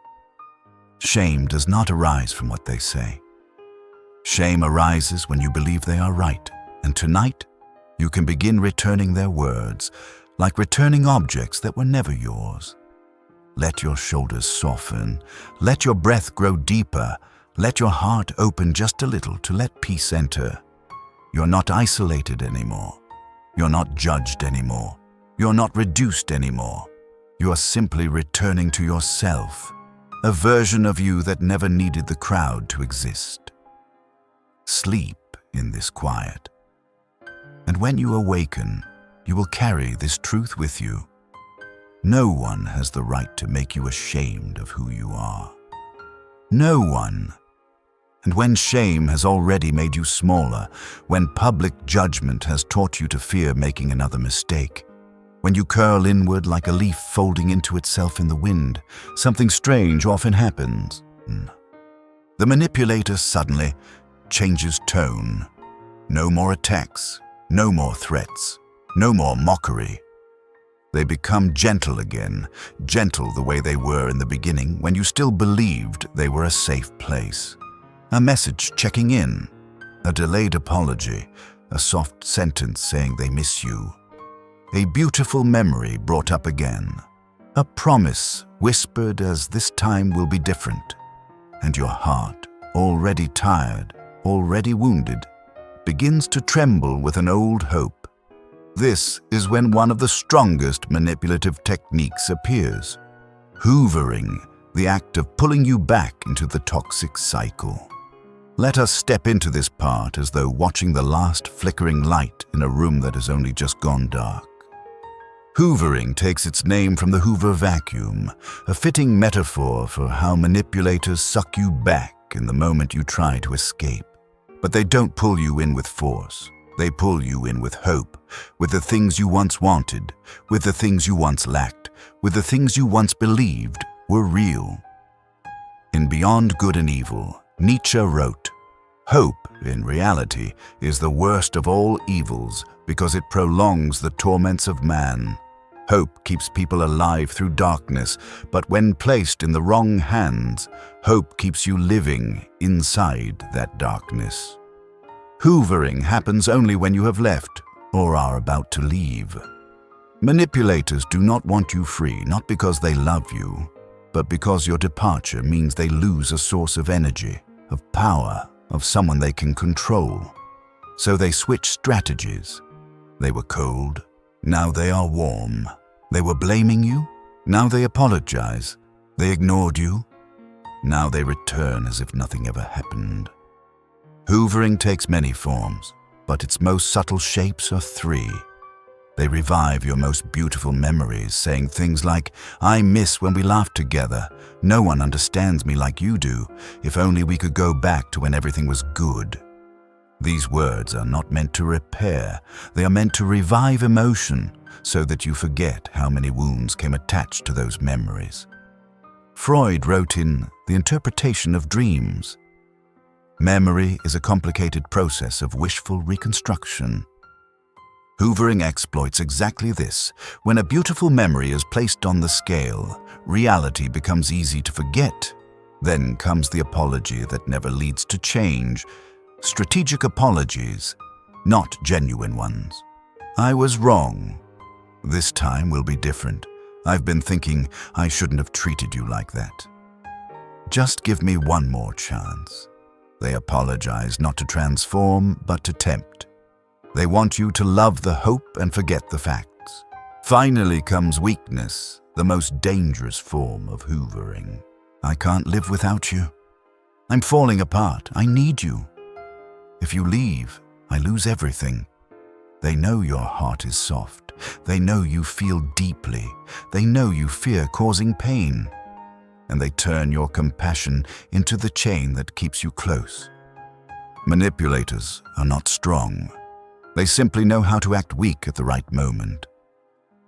In Letters to a Young Poet, Rilke wrote, "Let everything happen to you, beauty and terror. Just keep going." But manipulators want you to stop, right when their terror touches you. The truth behind hoovering is this: it is never built on real change, but on your longing for them to change. When you return, you come back for the version of them you imagined, not the one who actually stands before you. Hoovering is the art of repainting illusions, so you forget how deeply you are hurt. But breathe slowly. Let me tell you the gentlest truth in this entire chapter. Hoovering only works when you are missing love for yourself. When you value yourself, when you know what you deserve, when you can clearly remember what you went through, no one can pull you back into the old loop. In Man's Search for Meaning, Viktor Frankl wrote, "When we are no longer able to change a situation, we are challenged to change ourselves. Hoovering cannot change, but you can. You can change the way you hear promises. You can change the way you interpret hope. You can change the way you protect your heart. You can choose the light even when someone wants to drag you into the familiar dark. Tonight, as your breath slows, as your heart softens, as your mind drifts into the space between waking and sleep, remember this: you do not have to return to the places that hurt you. You do not have to chase someone simply because they cry. You do not have to trust promises from someone who once broke your trust. You have walked so far, farther than you realize. And hoovering is only an old light flickering as you step out of that room. You do not need to go back. The door is open, and the light is waiting for you on the other side. Sleep in that quiet. Let rest touch you like a warm hand. And when you wake tomorrow, you will know. No sweet words can pull you back to the place you have already chosen to leave behind. And when the false apologies, the late sweetness, the beautiful memories, and the old hopes pull you back once more, When your heart, though exhausted, still tries to find reasons to believe this time will be different, something quiet begins to take shape inside you. It is not loud, not clear, not easy to name. It is a kind of inner conflict where two truths live side by side, and you are forced to choose one to continue. One truth says this person hurts you. Another insists you still want to believe they love you. These two cannot both be true, and in that contradiction, the mind begins to twist itself, justify itself, mend itself in fragile ways to make the pain easier to bear. This is the moment cognitive dissonance appears, the silent fracture between what you know and what you want to believe. Let us walk deeper into this space, as though opening a door into the quietest yet most intricate corner of the human mind. There are wounds that do not come from others. They come from the mind itself, when it tries to reconcile two things that cannot exist at the same time. For example, they love me and they keep hurting me. Both cannot be true. But when you cannot leave and cannot accept that the love you chose has become toxic, the mind must pick one truth to ease your suffering, and it usually chooses to blame you. In Man's Search for Meaning, Viktor Frankl wrote, "When we are no longer able to change a situation, we are challenged to change ourselves." When you cannot change another's behavior, the mind changes the meaning of the wound so it hurts less. But changing meaning does not erase pain. It only makes it quieter, deeper, more ingrained. Cognitive dissonance works like this. The mind tries to protect the image of the one you loved. When you once believed someone was good, once saw them as a refuge, once thought they were the one, your brain struggles to accept that they hurt you.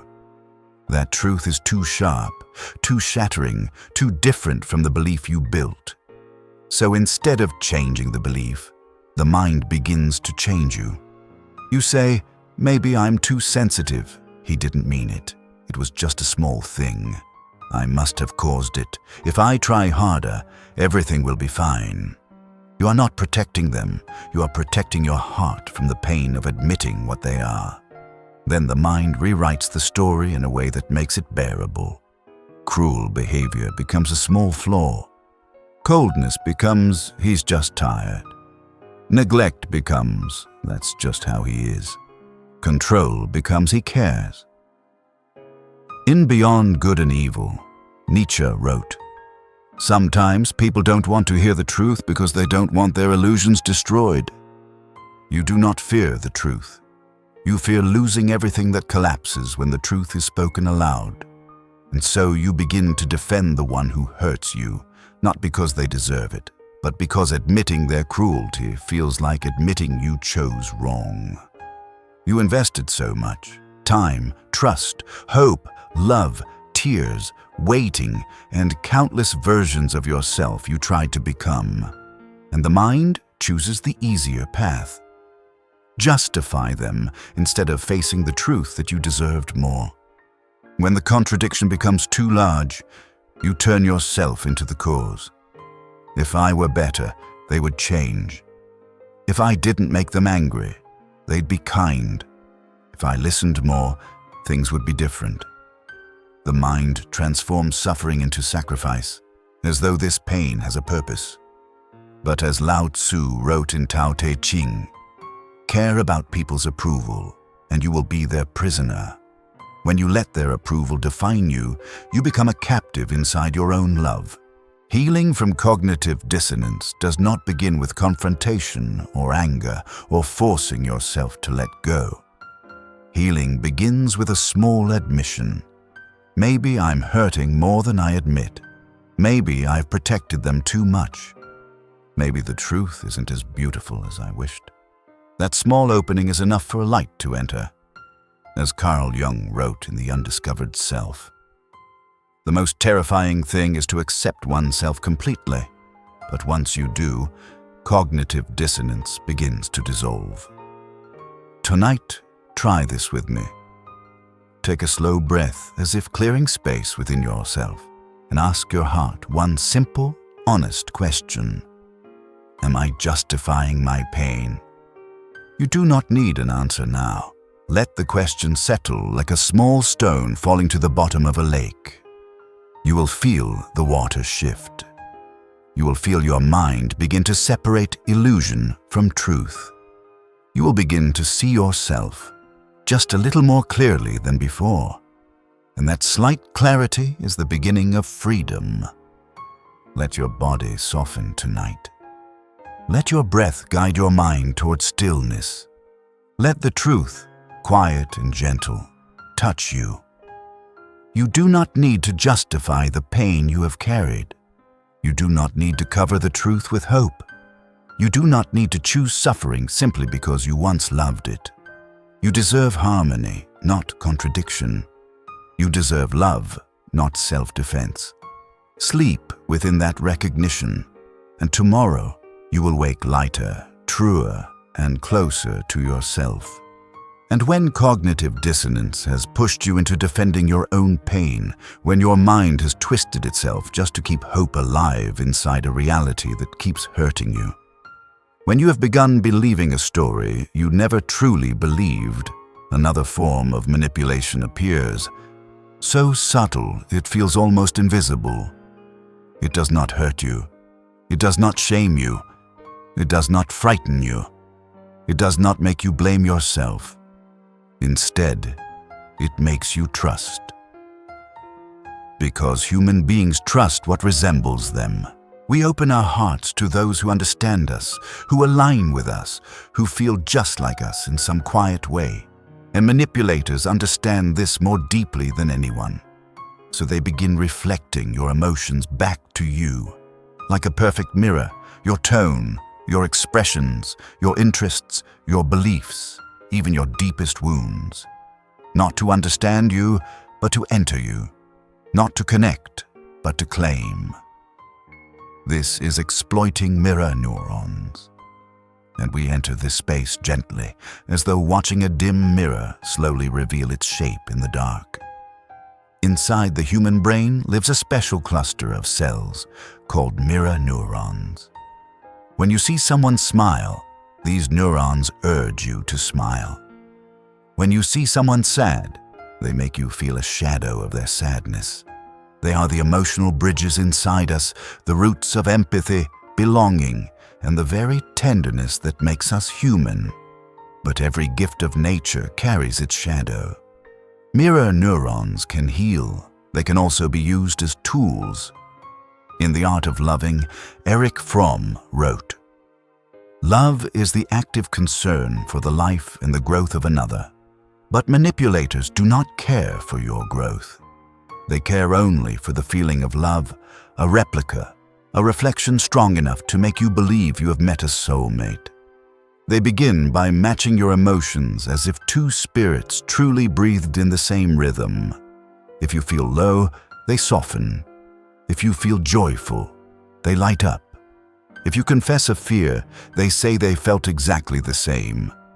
If you share a dream, they say they have always longed for it too. None of this is coincidence. It is emotional calibration. They learn to reflect you so perfectly that you feel seen, and to feel seen is one of the deepest human desires." Carl Jung wrote in Modern Man in Search of a Soul, "The meeting of two personalities is like the contact of two chemical substances. If there is any reaction, both are transformed. But here, there is no true transformation, only performance. Then they begin mirroring your interests, your dislikes, even your wounds. The music you love becomes the music they love. The things you avoid become the things they avoid. The things that once hurt you become stories they claim to have lived too, shaped to fit your pain, even when those stories are not real. They create a sense of shared fate, a magnetic illusion of destiny." In Thus Spoke Zarathustra, Nietzsche asked, "Is it better to be understood or to be loved?" Manipulators know the answer. Feeling understood or believing you are. opens the heart faster than love ever could. Then they mirror not just who you are, but who you want to become. If you want a peaceful love, they claim to crave peace. If you long for growth, they describe themselves as working to be better every day. If you want freedom, they insist they honor your independence. You believe you have met the right person. But you're only seeing an image woven from your own desires, a reflection crafted carefully from what you yearn for. It is like standing before a mirror and mistaking your own reflection for another's soul. The danger of exploiting mirror neurons lies here. It makes you feel safe when you are not. It convinces you that you have found someone rare. It convinces you no one will ever understand you this deeply again. But it is not connection, it is strategy. In The Undiscovered Self, Jung wrote, "People will do anything, no matter how absurd, to avoid facing their own souls." When we do not yet see ourselves clearly, when we have not learned to love our own depths, we become vulnerable to those who mirror back the most beautiful version of us, not because they love us, but because they know exactly what we are searching for. They become that image until you belong to them. So how do you escape this quiet trap?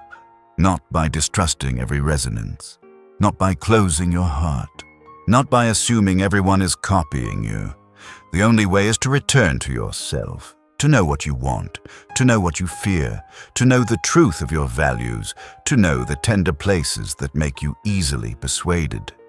When you see yourself clearly, artificial alignment loses its magic.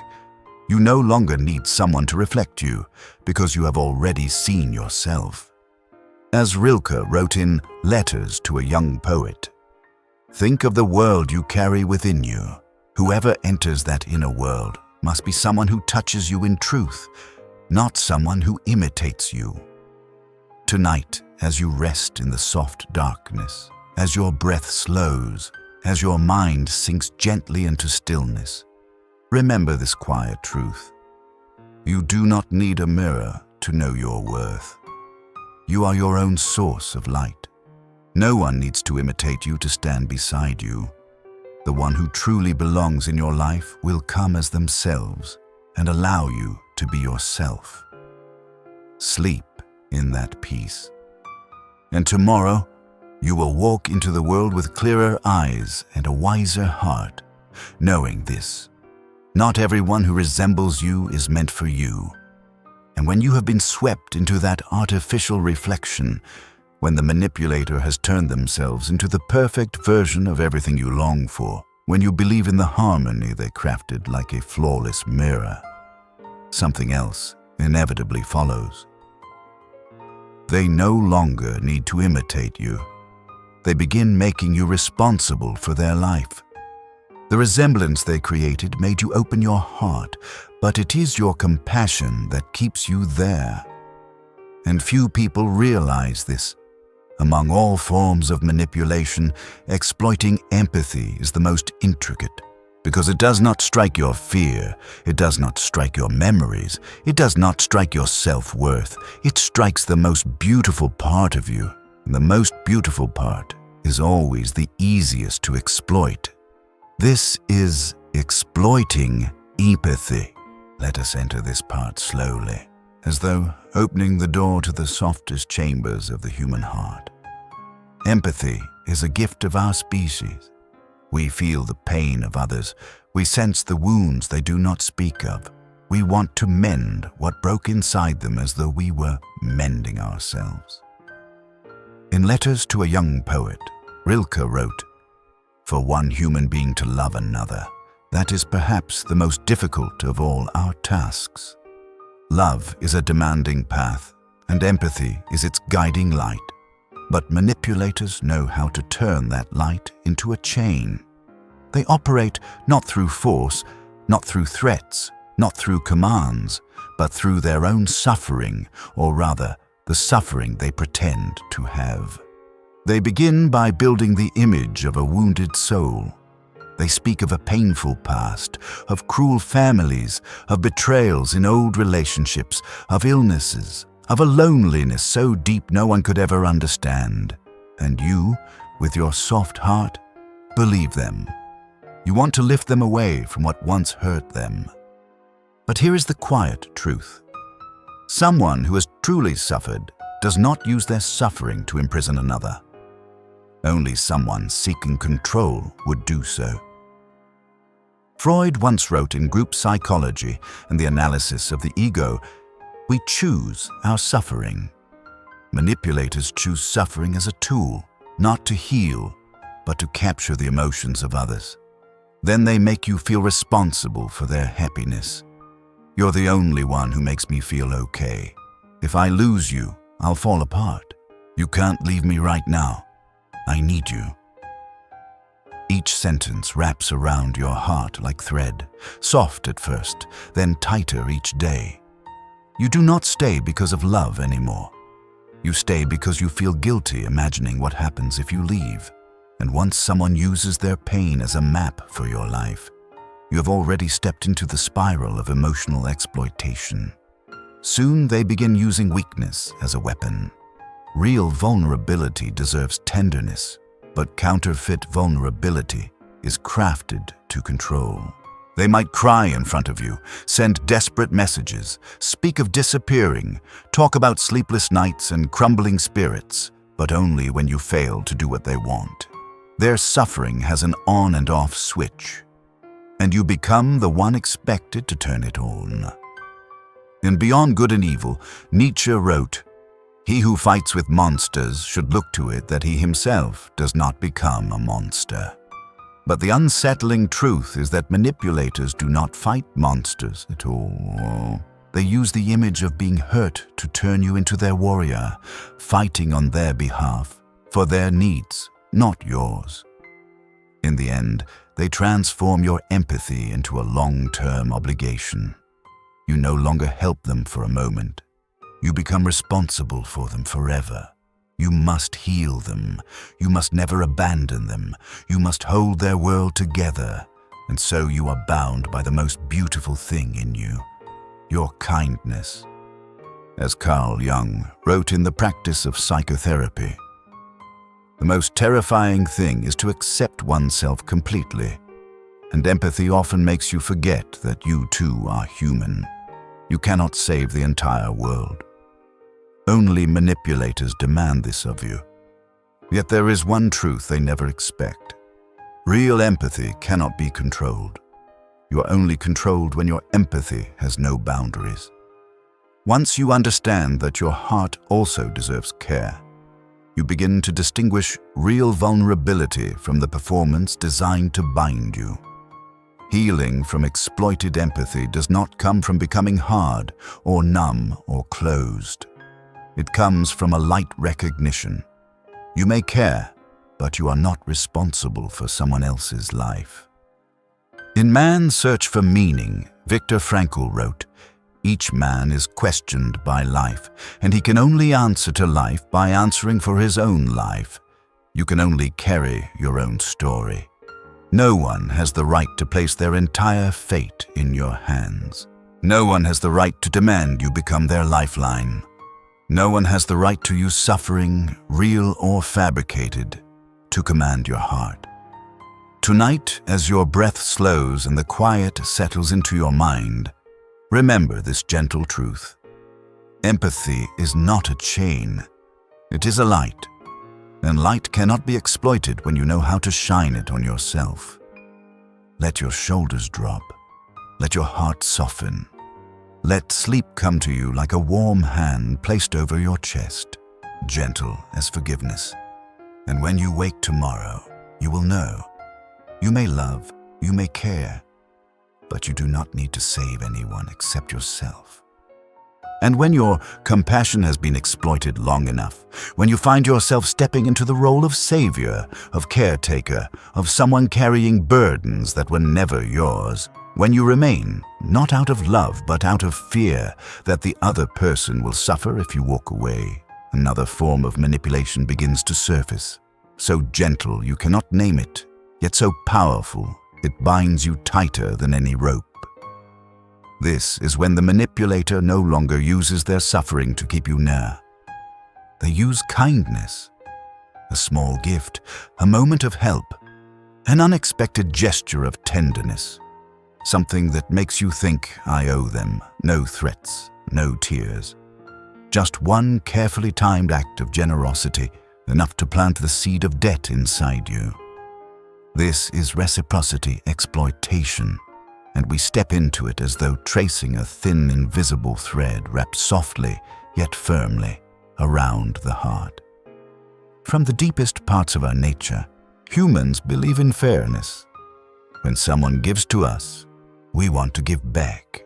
When someone helps us, we want to repay.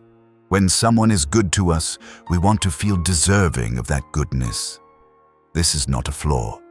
It is the foundation of ethics, civilization, kindness.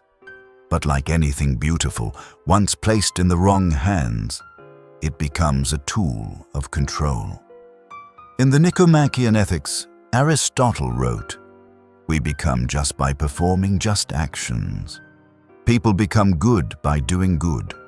Manipulators, however, become controlling by pretending to do good at exactly the right moment. And their goodness is never born from kindness, but from intention." Reciprocity exploitation always begins with something small, a harmless gesture, a thoughtful gift, a bit of help you did not ask for, a gentle line like, "I only did it because I care about you." But it is not a gift. It is an invisible contract, a soft ribbon tied around your wrist, waiting for the moment they decide to pull. And then they shift you from the one receiving to the one who owes. Manipulators always know the perfect time to collect their debt. When you want to leave, when you speak up, when you set a boundary, when you say no.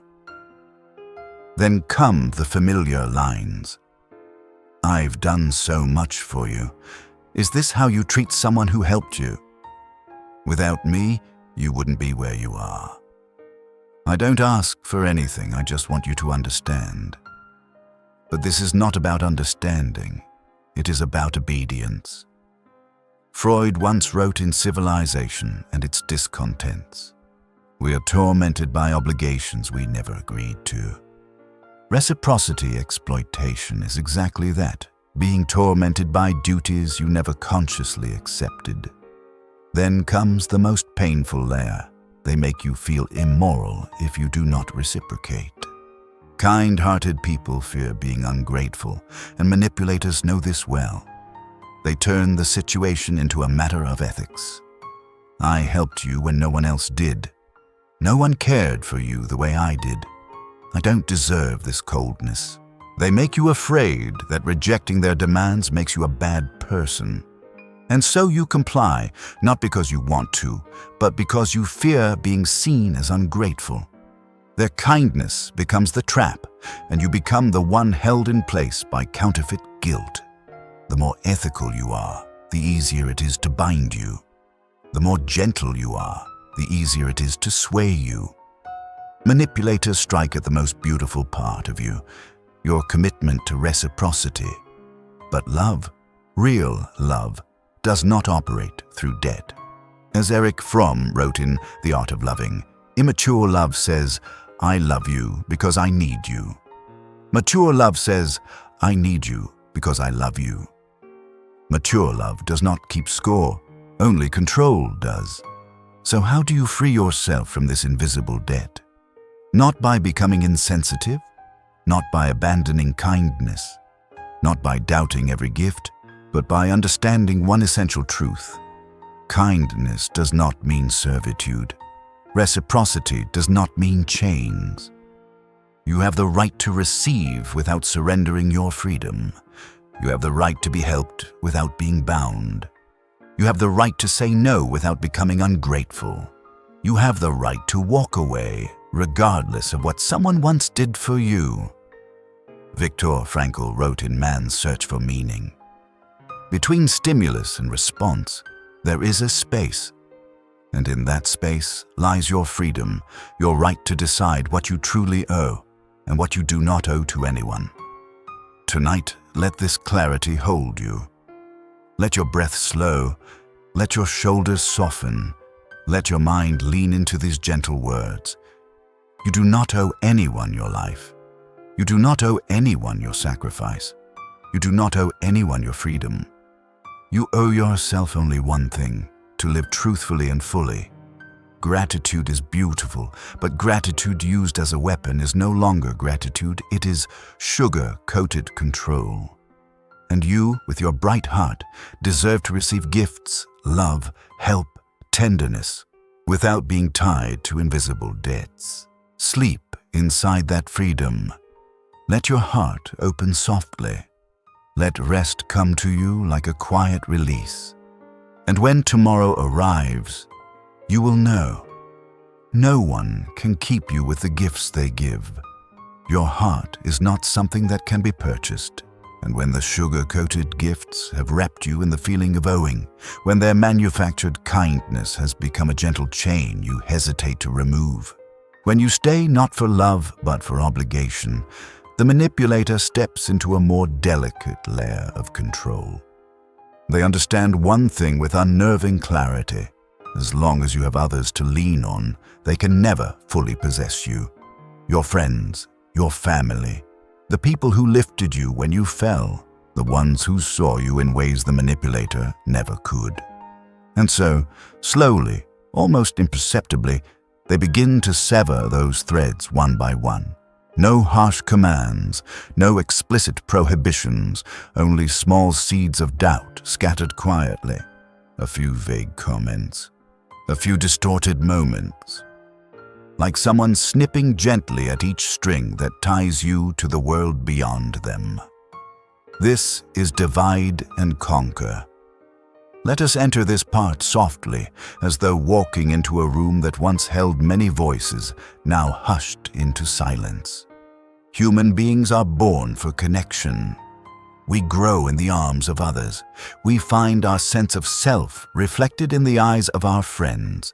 We find comfort in the voices of those who love us.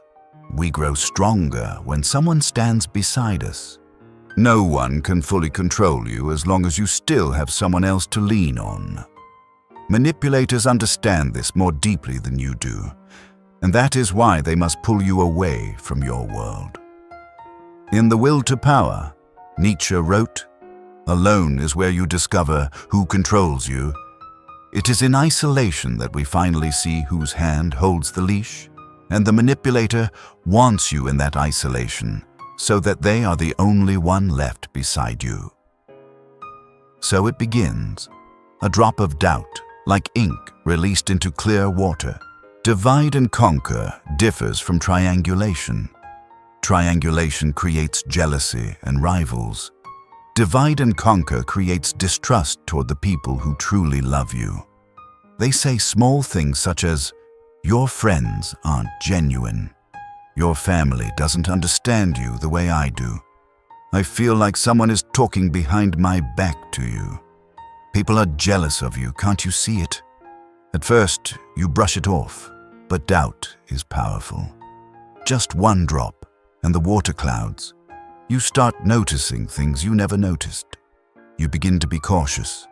You drift away from those who once stood fiercely on your side, not because they changed, but because you've been invited into a story that was never yours. Then they twist innocent conversations into hidden conspiracies. A casual comment from a friend, a harmless silence from someone you trust, a neutral tone from a family member, all reinterpreted, all poisoned.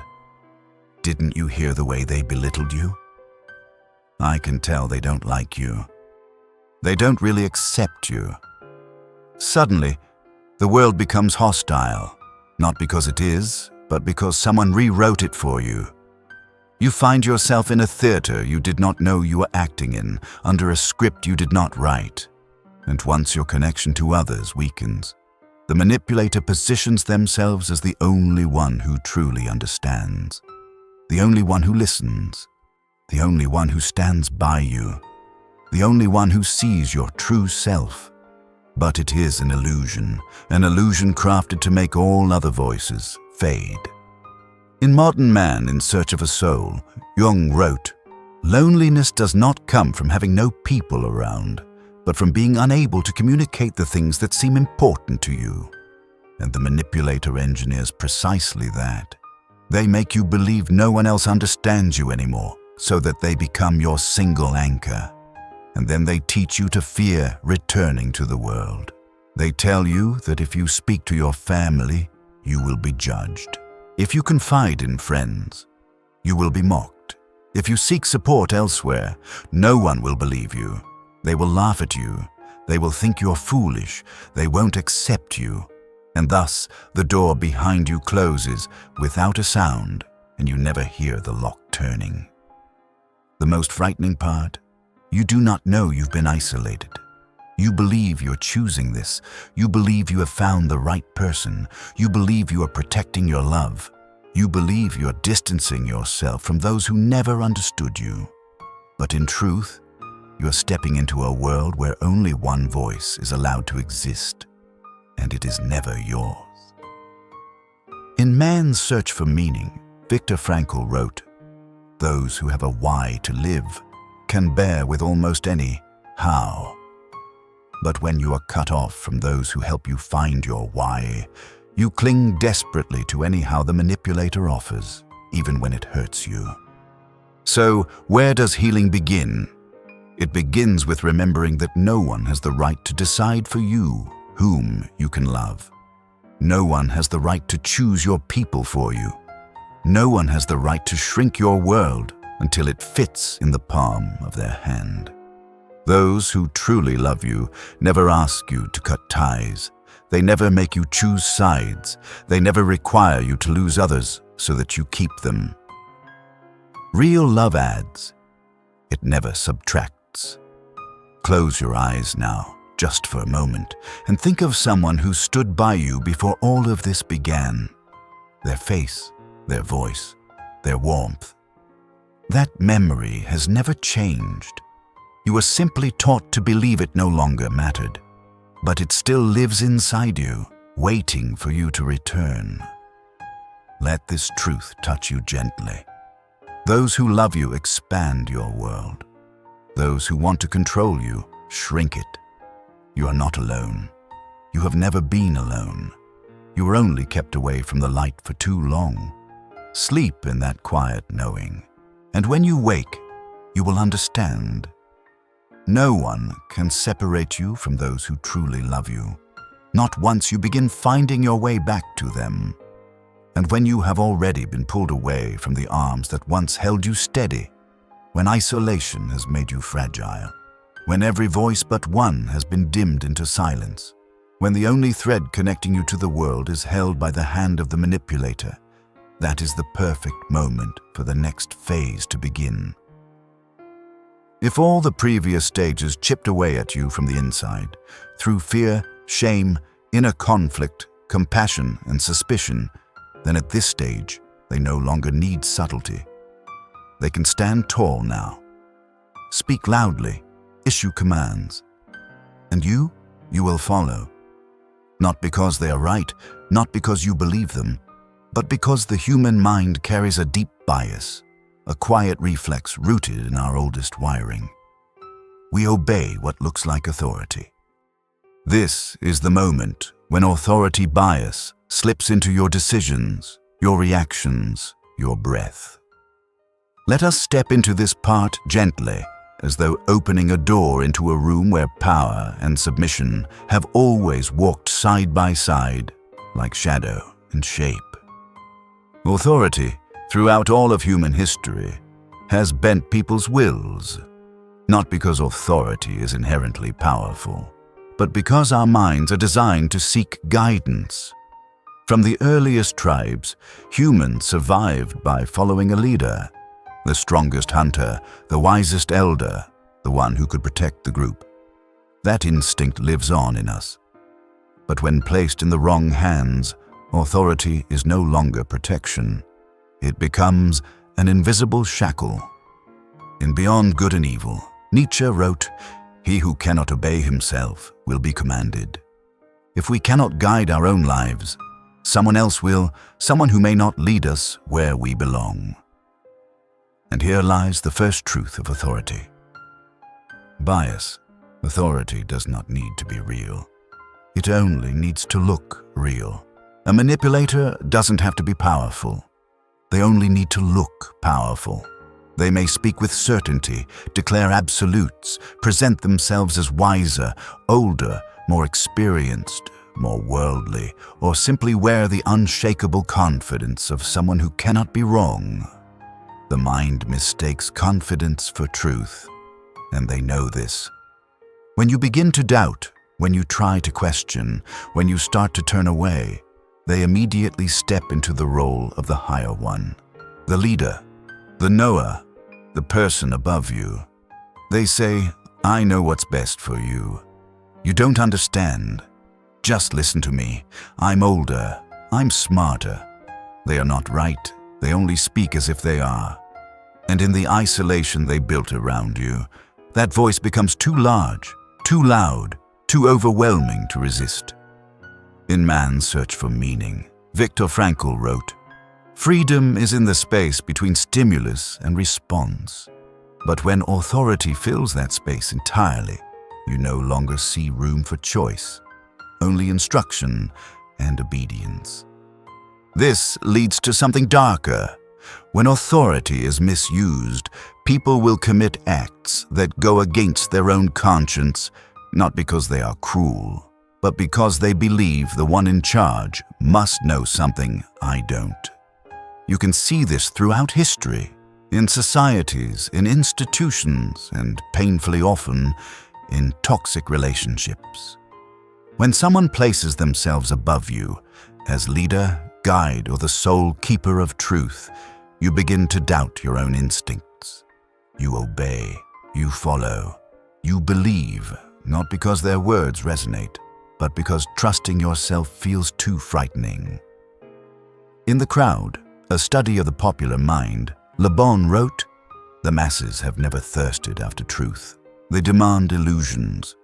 Authority offers an illusion, a comforting lie that says you no longer need to choose, to question, or to stand on your own. But illusions always have a price, and then the world becomes painted in two colors, obey or betray.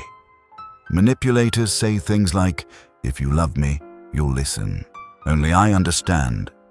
If you don't follow me, you're against me. No one else will guide you right.' They erase the gray. They erase multiplicity. They erase your independent mind. And when only two options remain, submission becomes the easier path, not out of loyalty, but out of fear of being labeled the betrayer. But healing begins with something small, so small it often feels like nothing at first, recognizing that authority is not truth. In Meditations, Marcus Aurelius wrote, "Everything we hear is an opinion, not a fact.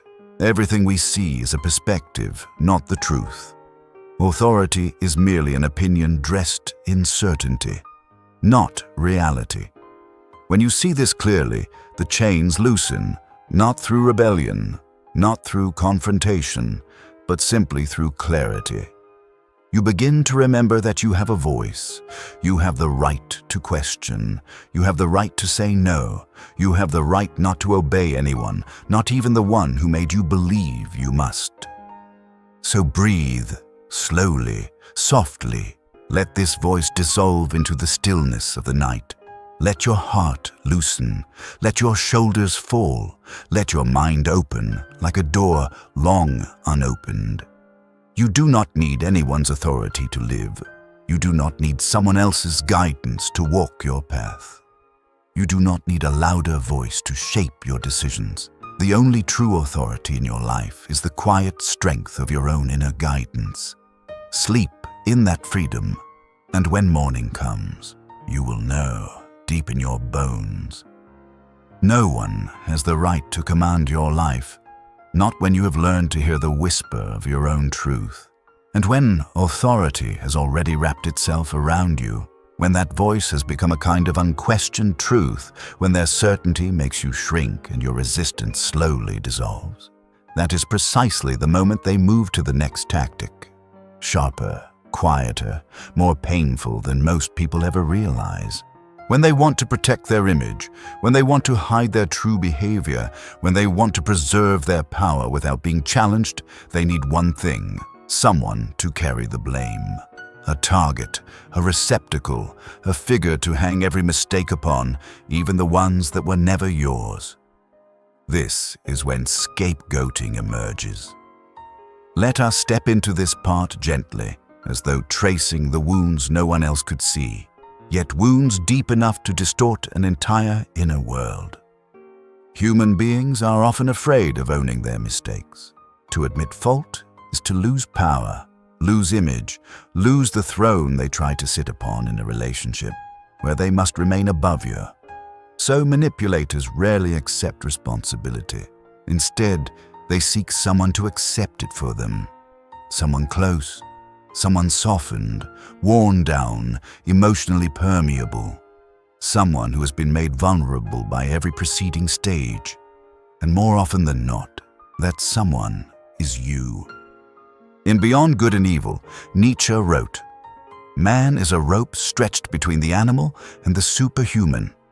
There are moments when we are pulled to an extreme, not because we are inherently flawed, but because we are forced into a role we never chose. Scapegoating works exactly like that. You are dragged into the role of the one at fault, even when the fault never belonged to you. They blame you to preserve their perfect image. Manipulators want to believe, and make you believe, that they are wiser, more moral, more capable, more correct. But when they are wrong, they cannot let the illusion fall apart. So they assign the guilt away. A conflict? Your fault. A bad decision? Your fault. Their outburst? Your fault. Their irresponsibility? Your fault because you should have reminded them. You become the emotional garbage bin into which they toss the parts of themselves they refuse to face. They blame you to hide their harmful behavior. Gaslighting makes you doubt your memory. Hoovering pulls you back into the cycle. Authority bias makes you obey. But scapegoating ensures you never see who they truly are. Whenever you get close to recognizing the truth, they turn the arrow toward you. You made me angry. This only happened because of you. I acted this way because you hurt me. Don't blame me. You started this. Every destructive behavior is wrapped in a justification, and then you apologize for their actions. You fix what they broke. You punish yourself for things you never did. Freud wrote in The Ego and the Id, "The conscience of the unconscious is unforgiving." When you carry someone else's sins, your own mind becomes a merciless judge, harsh, relentless, because you are trying to repair something that was never yours to fix. They create a scapegoat to distract from the truth. Scapegoating is not only about you, it is also about diverting attention away from their flaws, their failures, their accountability. When something goes wrong, humans immediately look for someone to blame. Manipulators take advantage of this instinct. They always have someone ready, someone close, someone softened, someone who has been shaped to doubt themselves, someone who has been isolated, someone who has been worn down, and yes, that someone is often you. Then comes the sharpest cut. They make you believe the blame is real. They don't simply accuse you. They reshape your inner world so deeply that you begin to accuse yourself. You think, maybe I really did ruin everything. Maybe I overreacted. Maybe I'm a burden. Maybe I made them hurt.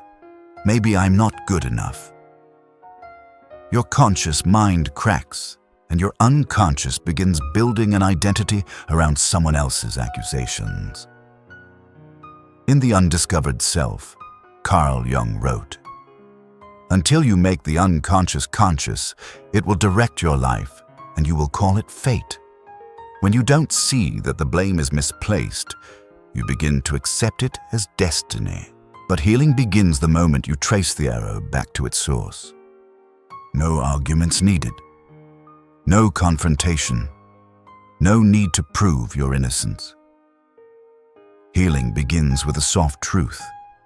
Not every accusation placed upon me belongs to me. Not everyone who says you're wrong is telling the truth. Not everyone who points at you is pointing at the real problem. Not everyone who blames you is justified. Look deeply into this, like looking into still water. You are not a receptacle for anyone's unresolved emotions. You are not a shield for their shadows. You are not the doorway through which they escape themselves. You are simply someone who has tried too hard and carried too much for far too long. Let tonight hold you with this quiet clarity. If you have been blamed unfairly, it speaks nothing of your worth. It speaks only of theirs. Mature people admit fault. Kind people apologize. Honest people face their own actions. Only the weak use others as their hiding place. Let your shoulders loosen. Let your breath slow. Let your heart rest for a moment. You are not the cause of anyone's chaos. You are not the sin of anyone's story. You are not the mirror in which they project their self-hatred. You are yourself, and that is already enough. Sleep in this peace, and when you wake, you will know with a steady, quiet certainty. You do not need to carry anyone's blame to protect the image they refuse to let go of. And when you have already carried the weight of blame that was never yours, when their mistakes have been placed upon your shoulders like cold, heavy stones, when your heart has been branded with guilt that does not belong to it, there emerges another tactic, more delicate, quieter, yet profoundly shaping the way you perceive the world. If scapegoating made you doubt yourself, this next technique makes you doubt the very way reality works. It teaches you that truth is not something you feel, but something the crowd decides. That if everyone does it, it must be right. That if everyone endures it, you should endure it too. That if everyone chooses this path, you must be the one who is wrong for questioning it. And this is the moment when social proof manipulation slips silently into the smallest cracks of your awareness, like footsteps of an unseen crowd approaching, not to guide you, but to drown out the voice inside you. Human beings are creatures of the collective. From the earliest days of caves and firelight, we stayed alive by staying together, eating together, sleeping together, fearing together, deciding together. When many people moved in the same direction, the brain interpreted it as safety. But in the hands of a manipulator, this instinct becomes a double-edged blade. It no longer protects you.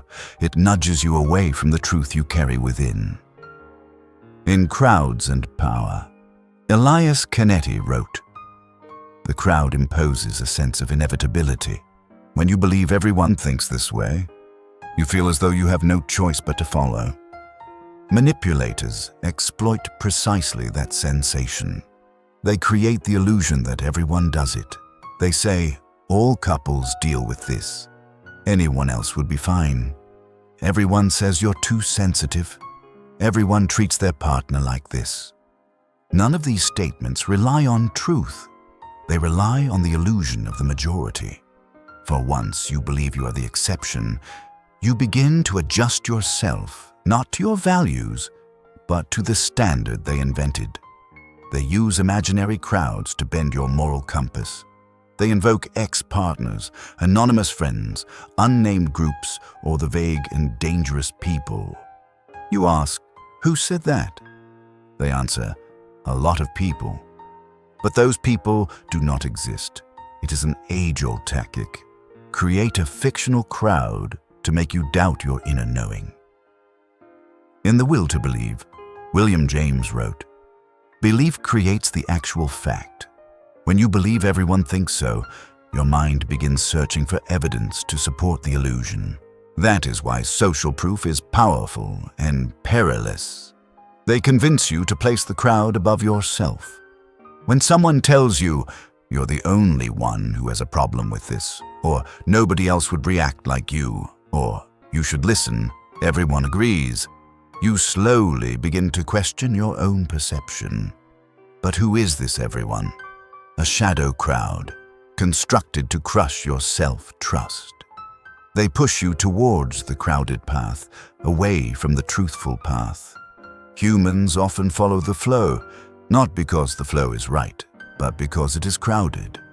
Manipulators know this. They make their choices seem normal, reasonable, how things are, while painting your feelings as outliers. And when you feel you stand alone, you ask yourself, maybe I really am wrong. Maybe I'm asking for too much. Maybe the crowd knows better. But the crowd you imagine is nothing more than a distorted mirror. Marcus Aurelius wrote in Meditations, "The opinion of 10,000 men is of no value if none of them know anything about the subject. The judgment of the masses does not create truth. Truth is quiet.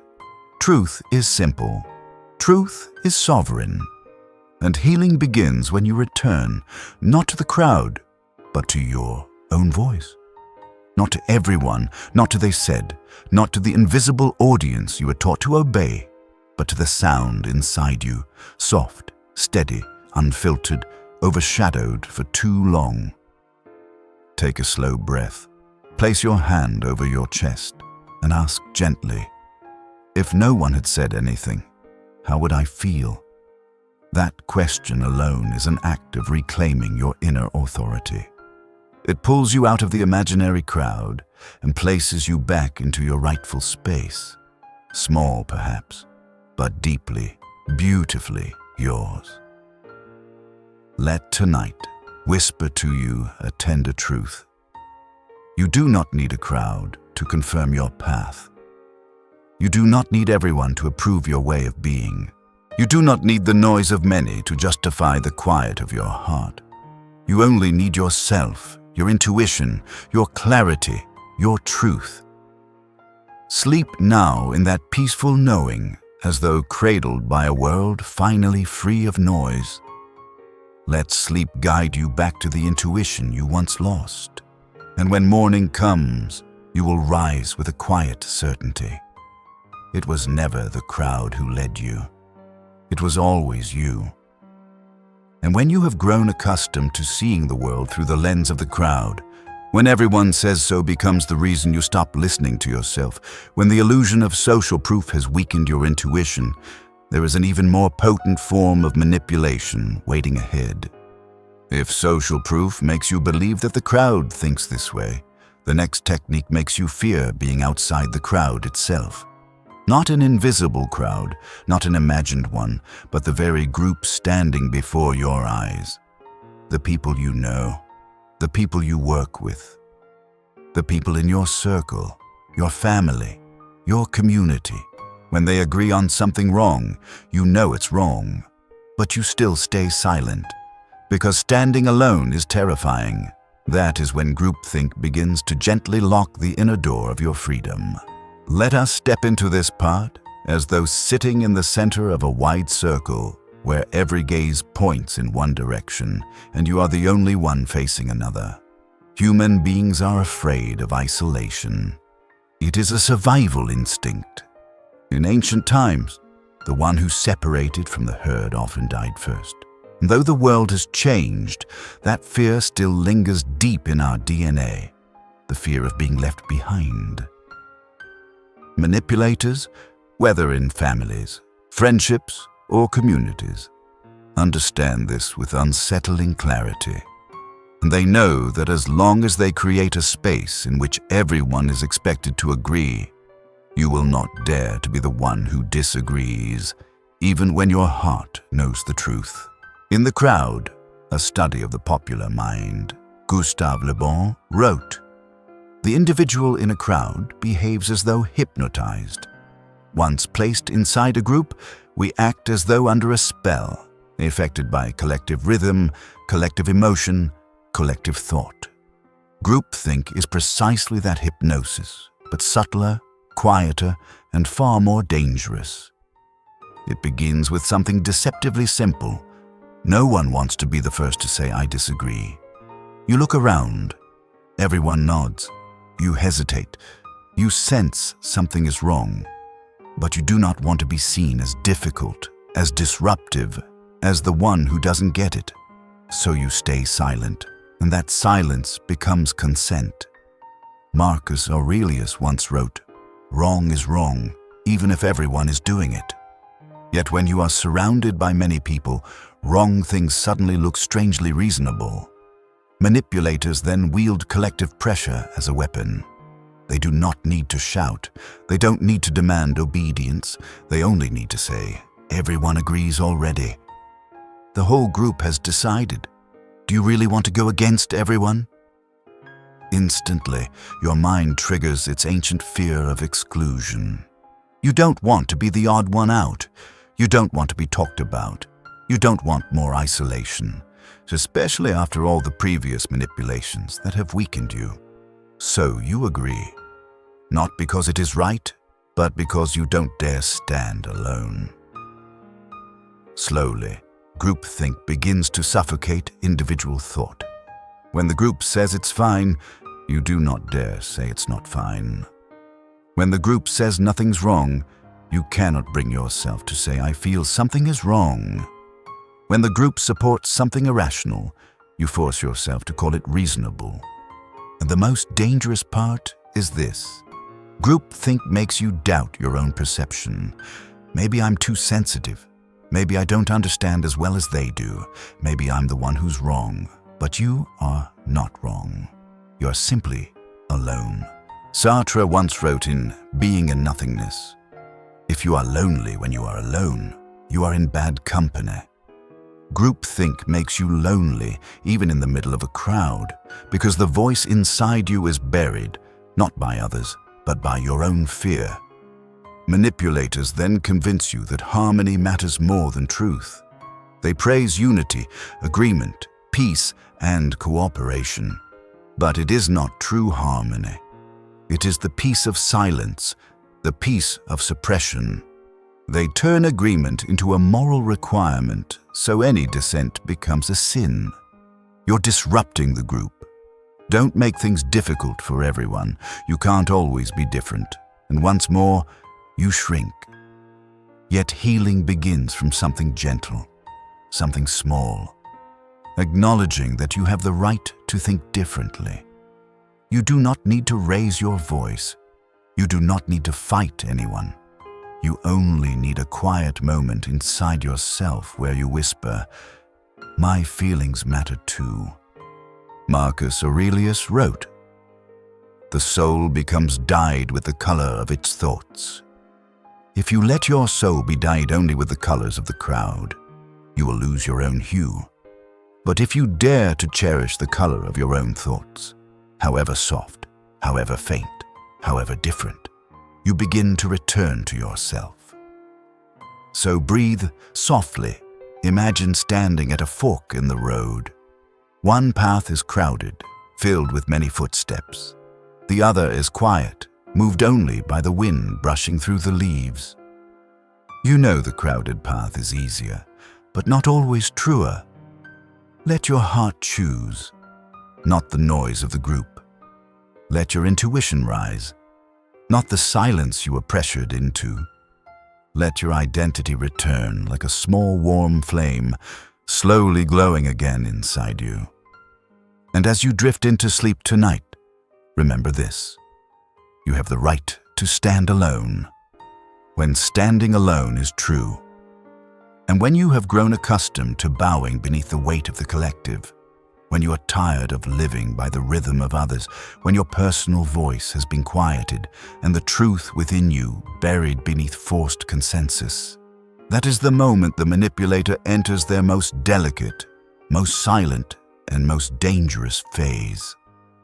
They realize that once you doubt yourself, once you fear the crowd, once you choose silence over authenticity, you begin searching for someone to place your trust in.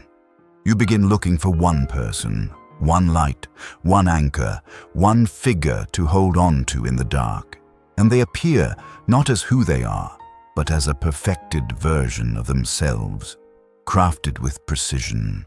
A kind person, a thoughtful person, a good listener, someone who understands you better than you understand yourself. Someone very much like you, someone born for you. But that is not them. It is a constructed identity fashioned carefully to capture your trust. Let us step deeper into this part, as though walking into a room full of mirrors where every reflection shows you something beautiful, without revealing that none of it is real. In the shadowed world of psychological manipulation, no weapon is stronger than a persona built from flawless pretending. Not shouting, not threats, not authority, just a version of someone too perfect to be true. In The Art of Seduction, Robert Greene wrote, "Appearances can be deceiving. Often, they are the only thing people see. Appearance becomes illusion, and illusion becomes truth." Manipulators grasp this instinctively. They know, to control someone, you must first make them place all their trust in the image you present. So they create an idealized version of themselves so perfect that your mind cannot find space for doubt. At the beginning, they appear as the person you have always longed for. Understanding, calm, receptive, compassionate, mature, aligned, deep, kind. These qualities are not theirs. They are borrowed from what you seek. If you desire honesty, they become honest. If you desire strength, they become strong. If you desire gentleness, they soften their entire presence. If you love philosophy, they quote philosophers as though they've lived with them for years. They are emotional chameleons, shaping themselves into whatever your heart yearns for. You do not fall in love with them. You fall in love with the version they built out of your desires. Then they construct a past, embellished, curated, or entirely fabricated to make themselves appear layered and soulful. They speak of heartbreaks, lessons, spiritual awakenings, hardships, and deep, transformative experiences. They paint themselves as someone who has walked through darkness and now understands the value of light. Yet many of these stories are exaggerated or invented. In Thus Spoke Zarathustra, Nietzsche wrote, "A man's maturity consists in having found again the seriousness one had as a child at play." Manipulators mimic this seriousness, dressing themselves in the costume of old soul wisdom, merely to appear more profound than you. Once this identity is fully formed, they use it to enter the softest places in you. When you believe they understand you, share your values, resonate with your soul, carry depths similar to yours, and are somehow different from the rest of the world, you open your heart, and when you open, they enter not to stay, but to occupy, not to connect, but to define you, not to love, but to possess. Eventually, the performance cracks. No mask can stay on forever. Their true nature begins to slip through in flashes of cruelty, control, selfishness, apathy, inconsistency. But by then, you are already in too deep. You cling to the image they once showed you, not the person now standing before you. You tell yourself, they're just stressed, everyone has flaws, someone like them can't truly be this way. Maybe it's my fault. You no longer see the truth, you see the echo of the persona they crafted, the one etched into your emotional memory. Viktor Frankl once wrote, "An abnormal reaction to an abnormal situation is normal behavior. You respond this way not because you are weak, but because you were misled for so long." Healing begins with a quiet recognition. The most perfect image is often the most false. No one is born flawless. No one is constantly wise, perpetually gentle, endlessly patient, eternally understanding. Real humans have shadows, contradictions, inconsistencies, fragile moments. The one who is perfect at all times is simply performing. And you cannot love a shadow, cannot heal the surface of a mask, cannot build a future on a foundation of sand. Close your eyes. Let your breath flow warm and slow, like a quiet stream. Listen to this truth whispered gently. No one has the right to enter your life wearing a face that is not theirs.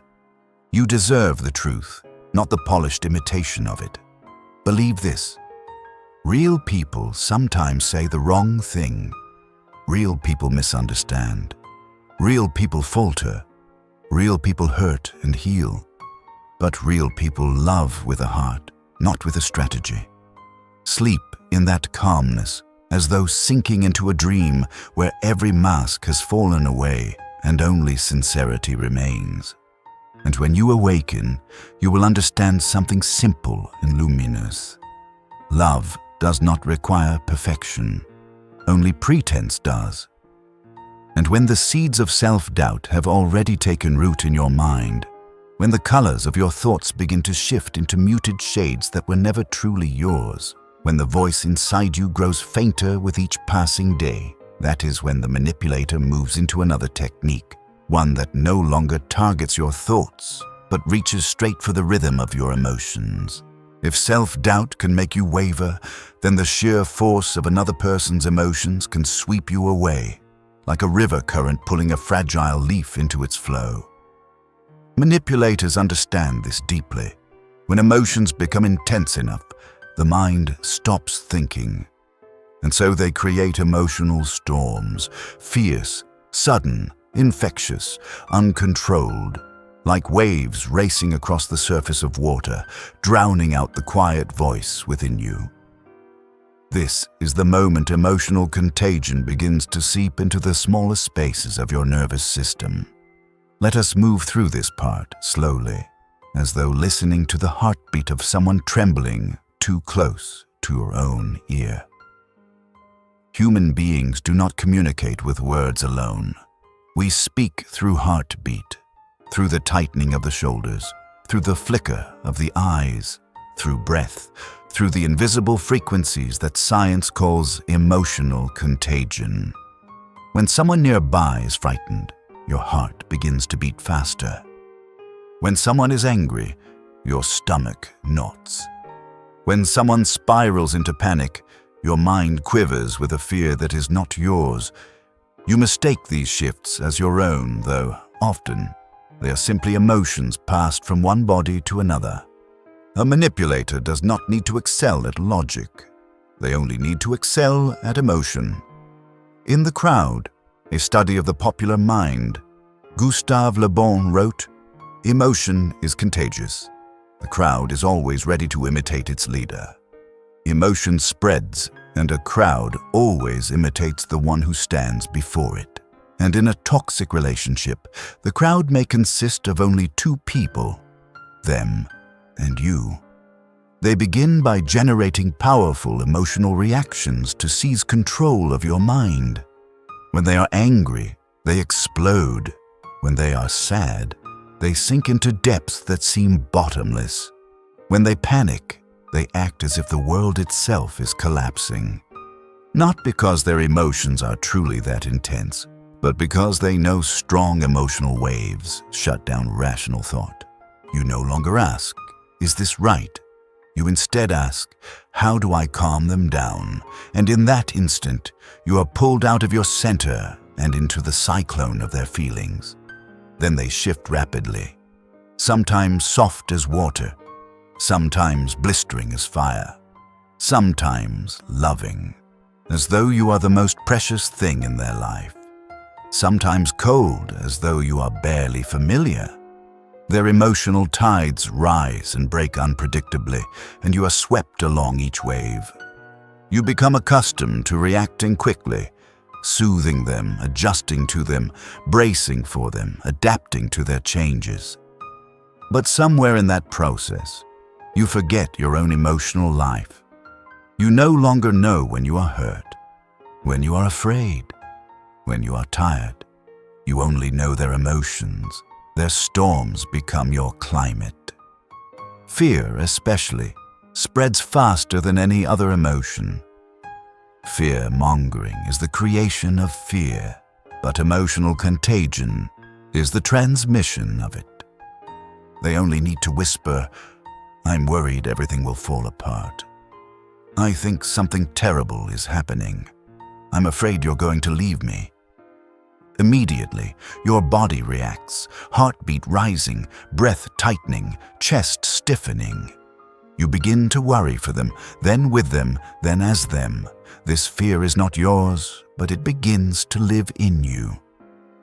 Viktor Frankl wrote in Man's Search for Meaning, between stimulus and response, there is a space.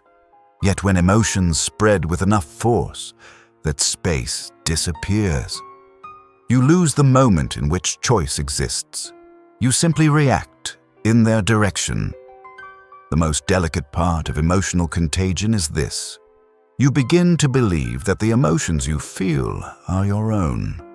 You think, maybe I'm too sensitive, maybe I really am anxious, maybe I am the problem, but these feelings are not you. They are the residue of someone else's internal storm, absorbed into your nervous system. Emotional contagion blurs the border between my feelings and theirs, and once that border dissolves, you become a mirror reflecting their every mood. Their sadness, joy, rage, fear all become yours. It is one of the deepest forms of psychological control. Healing begins when you reclaim your own breath. You do not need to shut people out. You do not need to build walls. You do not need to fight fiercely. You only need to return gently to the rhythm that belongs to you. You can place your hand upon your chest and ask softly, "Is this feeling mine, or does it belong to someone else?" A small question, yet it opens a vast, quiet space inside the mind. Remember this. Someone else's emotions may touch you, but they do not have to stay within you. You are not a container for every storm that passes by. You are not a field where others may plant their unrest.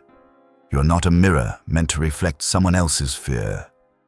You are yourself, with your own breath, your own heart, your own sky of emotions. Let this night cradle you in that understanding. Breathe slowly, as though releasing each feeling that does not truly belong to you, returning it gently to where it came from. Allow every layer of tension to melt away, like mist dissolving in morning sunlight. And as sleep approaches, let it arrive like a cool breeze, guiding you back to the stillness you feared you had lost. By tomorrow, when you open your eyes, you will know.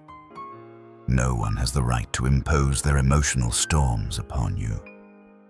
You are allowed to keep your own peace. And when you have already been swept into emotional storms that were never yours, when your heart begins to beat in the rhythm of someone else's turmoil, when their fear, their sadness, their anger seep into you as effortlessly as breath, you begin to soften, to bend, to become persuadable, to become guidable. That is the moment the manipulator opens another door, but this door does not lead to freedom. It leads into a maze where every path has been quietly pre-drawn. They begin offering you choices, softly, with an air of generosity, as though they are honoring your autonomy. Do you want A or B? Do you prefer this way or that way? I let you decide. Yet whichever you choose, the destination is the same, the place they want you to go. Not freedom, but the illusion of freedom. Let us walk into this part gently, as though wandering through dreamlike hallways that split into many branches, yet all converge at a single point. Human beings love freedom. In our deepest instincts, we long to choose our direction, our love, our life, ourselves. But sometimes the freedom we believe we possess is nothing more than a shadow, a shape that resembles choice, yet carries none of its truth. In the Republic, Plato reminds us, the measure of a man is what he does with power. And a manipulator uses psychological power, not to remove your choices, but to hollow them out. You are allowed to choose, but every path is paved to lead you back to them. They design the choices not to empower, but to funnel. This is one of the most subtle tactics, the forced choice. Do you want to talk now or after I calm down?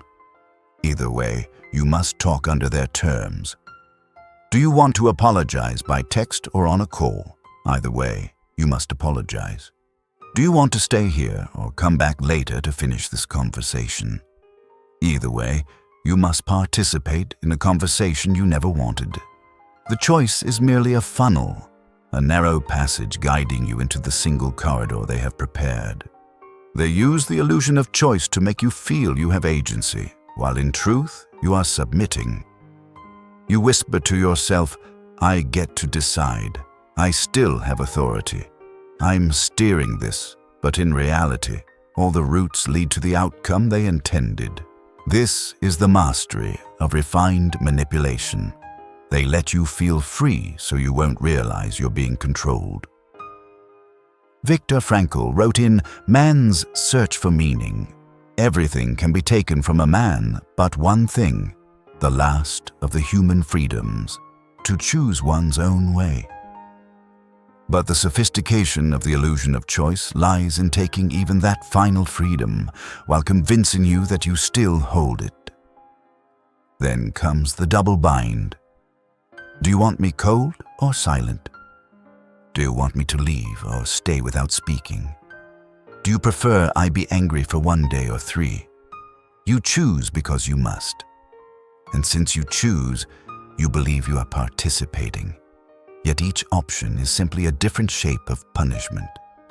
Eventually, they use the illusion of choice to shift responsibility onto you.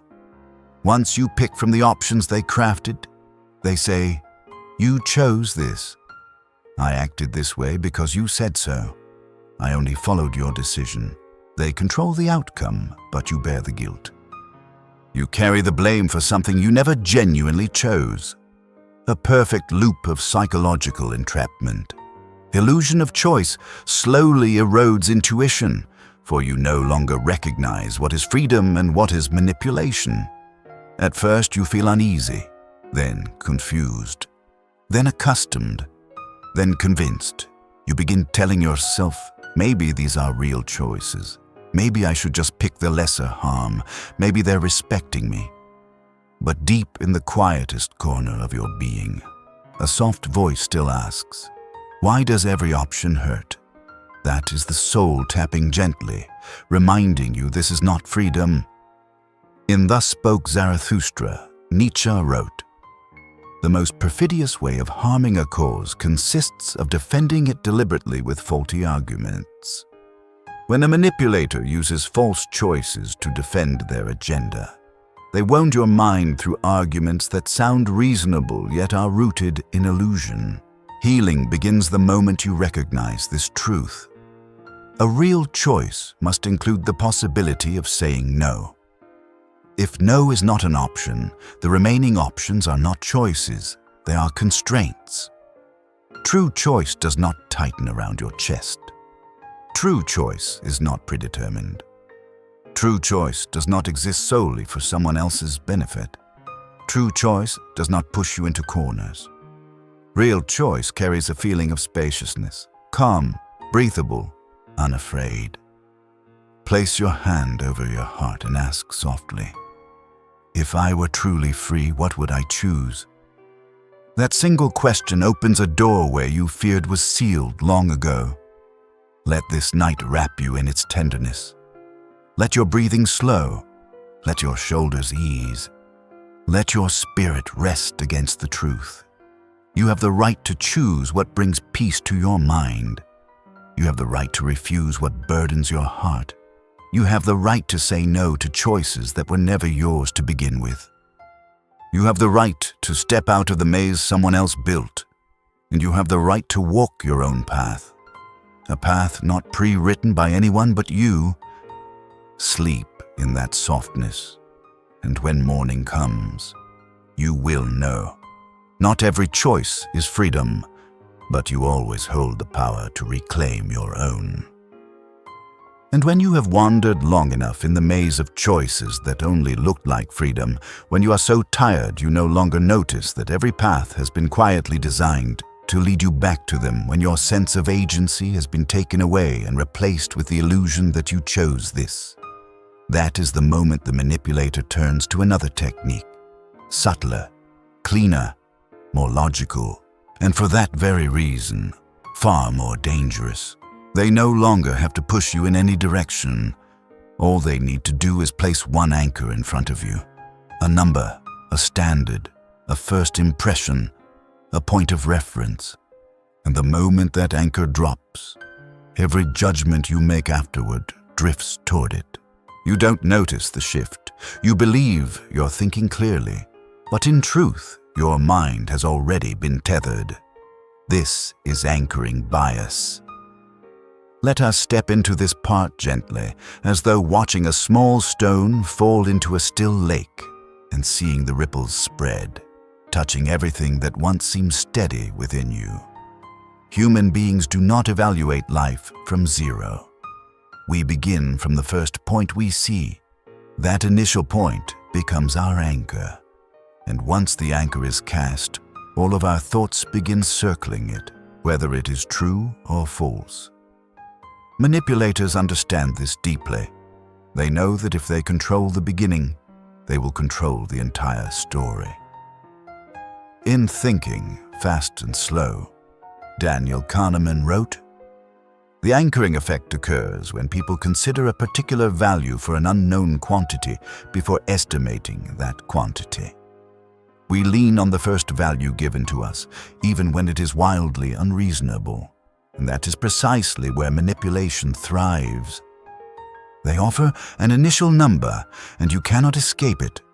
I only got a little upset, and suddenly, every moment of shouting, every insult, every wave of rage becomes a little. You just need to change a couple of small things. Yet those small things multiply into an endless list. We only have small issues. Yet you are living in a cycle of pain that feels anything but small. The anchor they dropped, little, small, minor, shrinks your suffering. You begin misjudging the weight of what you're carrying, and you stay, believing things aren't that bad. They also set a standard, and your self-worth adjusts around it. I used to date someone very mature. Suddenly you feel inadequate. My ex never acted like that. Suddenly you compare yourself to a ghost that may never have existed. People outside love more deeply, and the unreachable standard they invent becomes the bar you strain toward. But that bar was never yours. It was an anchor, placed in your mind by someone who wanted control. They provide the first interpretation, so every thought after leans in their direction. In conflict, before you can even speak, they assert, "You're overreacting. This is nothing. You're making a big deal out of it." And just like that, the anchor is set. You begin questioning yourself. Not because you are wrong, but because the starting point was rigged. Carl Jung wrote in The Undiscovered Self, "People will do anything, no matter how absurd, in order to avoid facing their own soul." Manipulators anchor your perceptions so they never have to confront their own shadows. They refuse to examine themselves. They simply reshape you.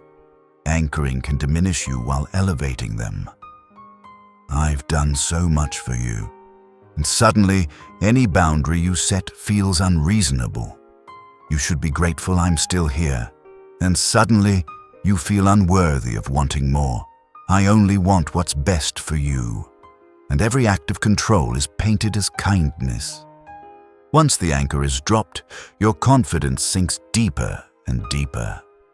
Anchoring bias quietly rewrites the way you view the world, and you don't realize it's happening. You think you are seeing truth, but what you are seeing is a version of truth distorted by the first frame they handed you. And the most dangerous part is that you do not even notice the tilt. You only feel that the world seems slightly slanted. Healing begins the moment you dare to pull the anchor up. You don't need to argue. You don't need to fight. You don't need to convince anyone. All you need is to pause and ask softly, was that first anchor ever real? Was the feeling of not enough ever yours? Was the idea that I'm overreacting something you truly believed? Was I should be grateful they stayed ever logical? If the answer trembles, if it feels foggy or uncertain, that is when you know the anchor was never yours, it was theirs. Breathe slowly, as though lifting tiny needles one by one from the tender parts of your heart. Gently, without pain, simply clearing space for your own mind again. Let the night whisper to you. You're allowed to reset your anchor. You're allowed to choose your own standards. You're allowed to evaluate your life with your own eyes. No one is permitted to drop an anchor in your mind but you. Sleep in that freedom. Let it wash over you like shimmering water under a quiet sky. And when morning touches your eyelids, you will know the world was never tilted. You were simply carrying an anchor that did not belong to you. And when the anchors of perception have been lowered and lifted according to their will, when the values and standards you thought were yours were in fact planted by them, when the lens through which you see the world has already tilted toward the first number, the first truth, the first interpretation they offered, another technique steps forward, the final turn in the chain of cognitive manipulation. If anchoring bias bends your view by shaping the starting point, then this next technique distorts your understanding by shaping the story wrapped around the truth. It does not alter the truth itself. It only alters the frame around it. And sometimes, a change of frame is all it takes for everything to transform. White becomes gray, gray becomes black, harm becomes devotion, and cruelty quietly rebrands itself as love. This is the framing effect. Let us step gently into this part, as though gazing at a painting hung inside a new frame, and realizing we have never truly seen the painting with our own eyes.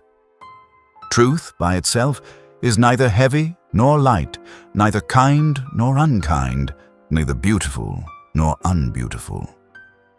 Truth simply is, but humans interpret it through the frame placed around it. A story can be tragedy, or transformation, or misfortune, or destiny, or a lesson you were meant to learn, depending on how it is told. And in the hands of a manipulator, storytelling becomes a weapon, gentle in form, devastating in effect, capable of shaping your emotional reality. In Thinking, Fast and Slow, Daniel Kahneman wrote, "Different ways of presenting the same information can evoke different emotions. The same fact, framed differently, awakens entirely different feelings, and the manipulator knows this as intimately as a painter knows how to mix colors. They frame their harmful actions with soft, glowing language. They never say, 'I'm controlling you.' They say, 'I'm just worried about you.' Never, 'I'm jealous, but I only fear losing you.' Never, 'I lost my temper, but I was expressing my feelings honestly.' The truth doesn't change, only the frame changes, and suddenly you no longer see abuse, you see love, sacrifice, sincerity. They have not altered their behavior, they have only altered the story around it. They frame your suffering as maturity. When you hurt, they say, 'You're strong, you can handle this.' When you struggle, they say, 'Real love goes through pain.' When you express discomfort, they say, 'If you love me, you'll understand.' Your pain becomes growth. Your silence becomes strength. Your endurance becomes proof of loyalty. But pain is pain. It is not a virtue. They merely changed the label. Aristotle wrote in The Art of Persuasion, "It is not enough to know what to say. One must know how to say it." Manipulators weaponize how to speak, using tone, phrasing, timing, and emotional nuance to reshape the meaning of events. They frame themselves as kind, even when their actions are anything but. When they are wrong, they say, "I'm trying my best." When they are cruel, they say, "This is the only way I know how to love."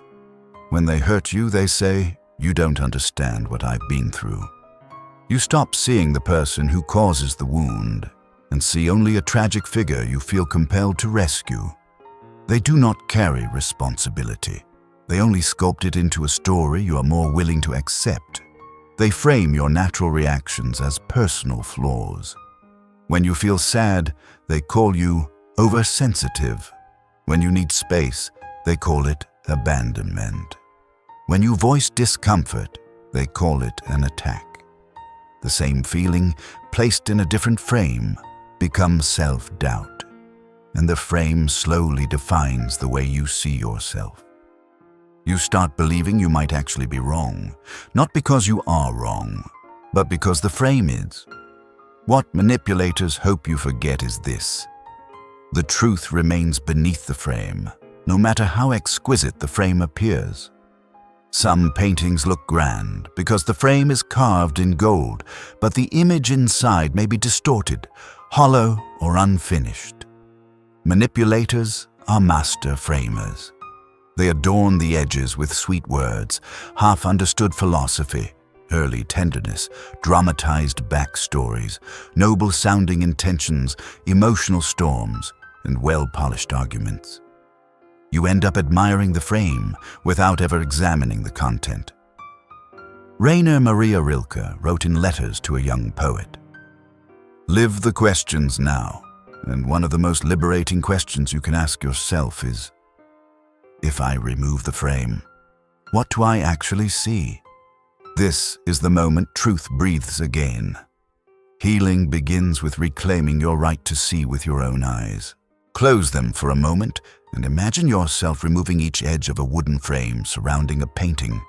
Not hurriedly, not fearfully, not judgmentally. Just gently loosening each corner, and slowly the frame falls away. What remains is the real picture, untouched, unfiltered, unembellished. It might look different from what you expected. It might be clearer, sharper, or quieter, but it is yours to see.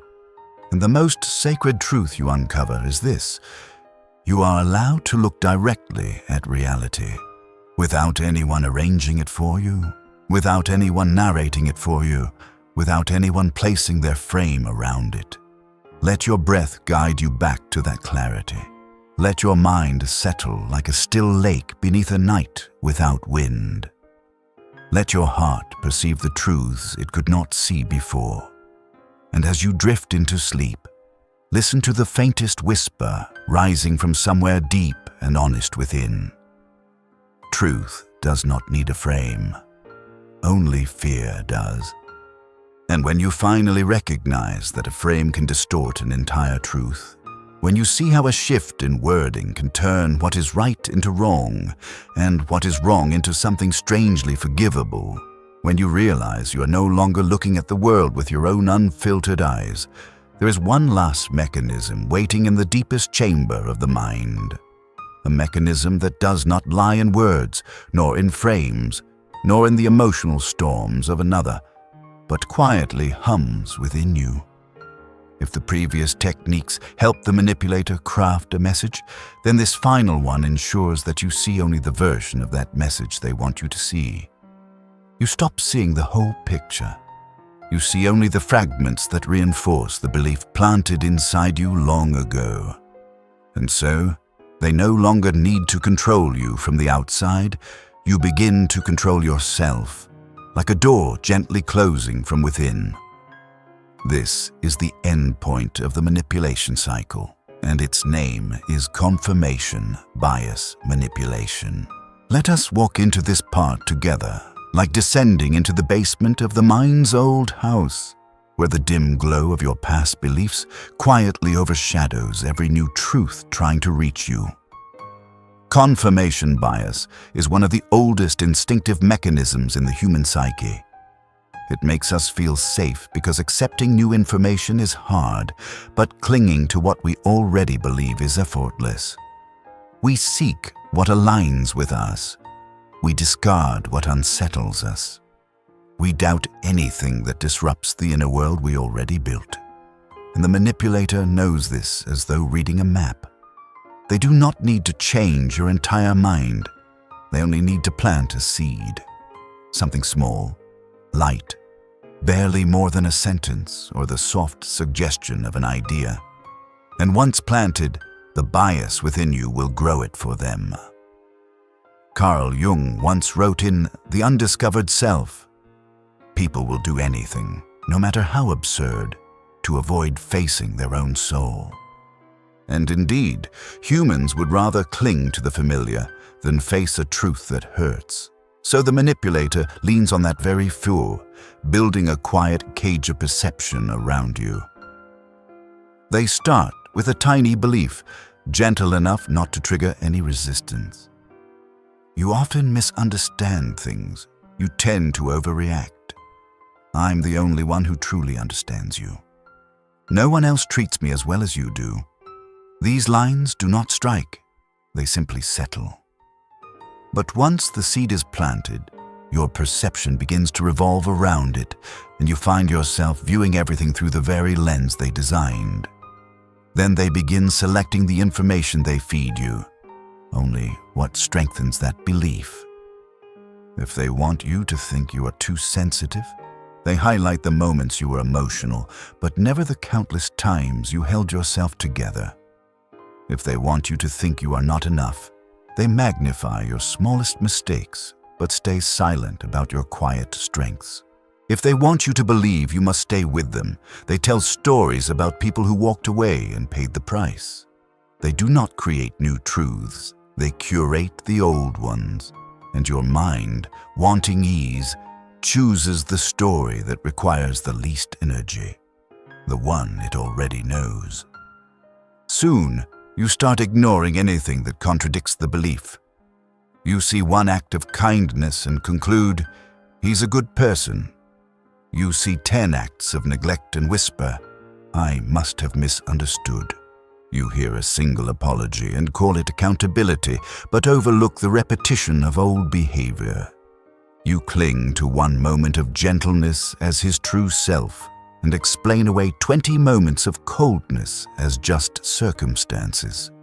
The truth has not changed, but your mind has, because it was framed to find only the pieces that fit the initial belief. Viktor Frankl once wrote in Man's Search for Meaning, what man actually needs is not a tensionless state, but rather the striving and struggling for some goal worthy of him. And when a person lacks a goal of their own, they cling to the beliefs handed to them by someone else.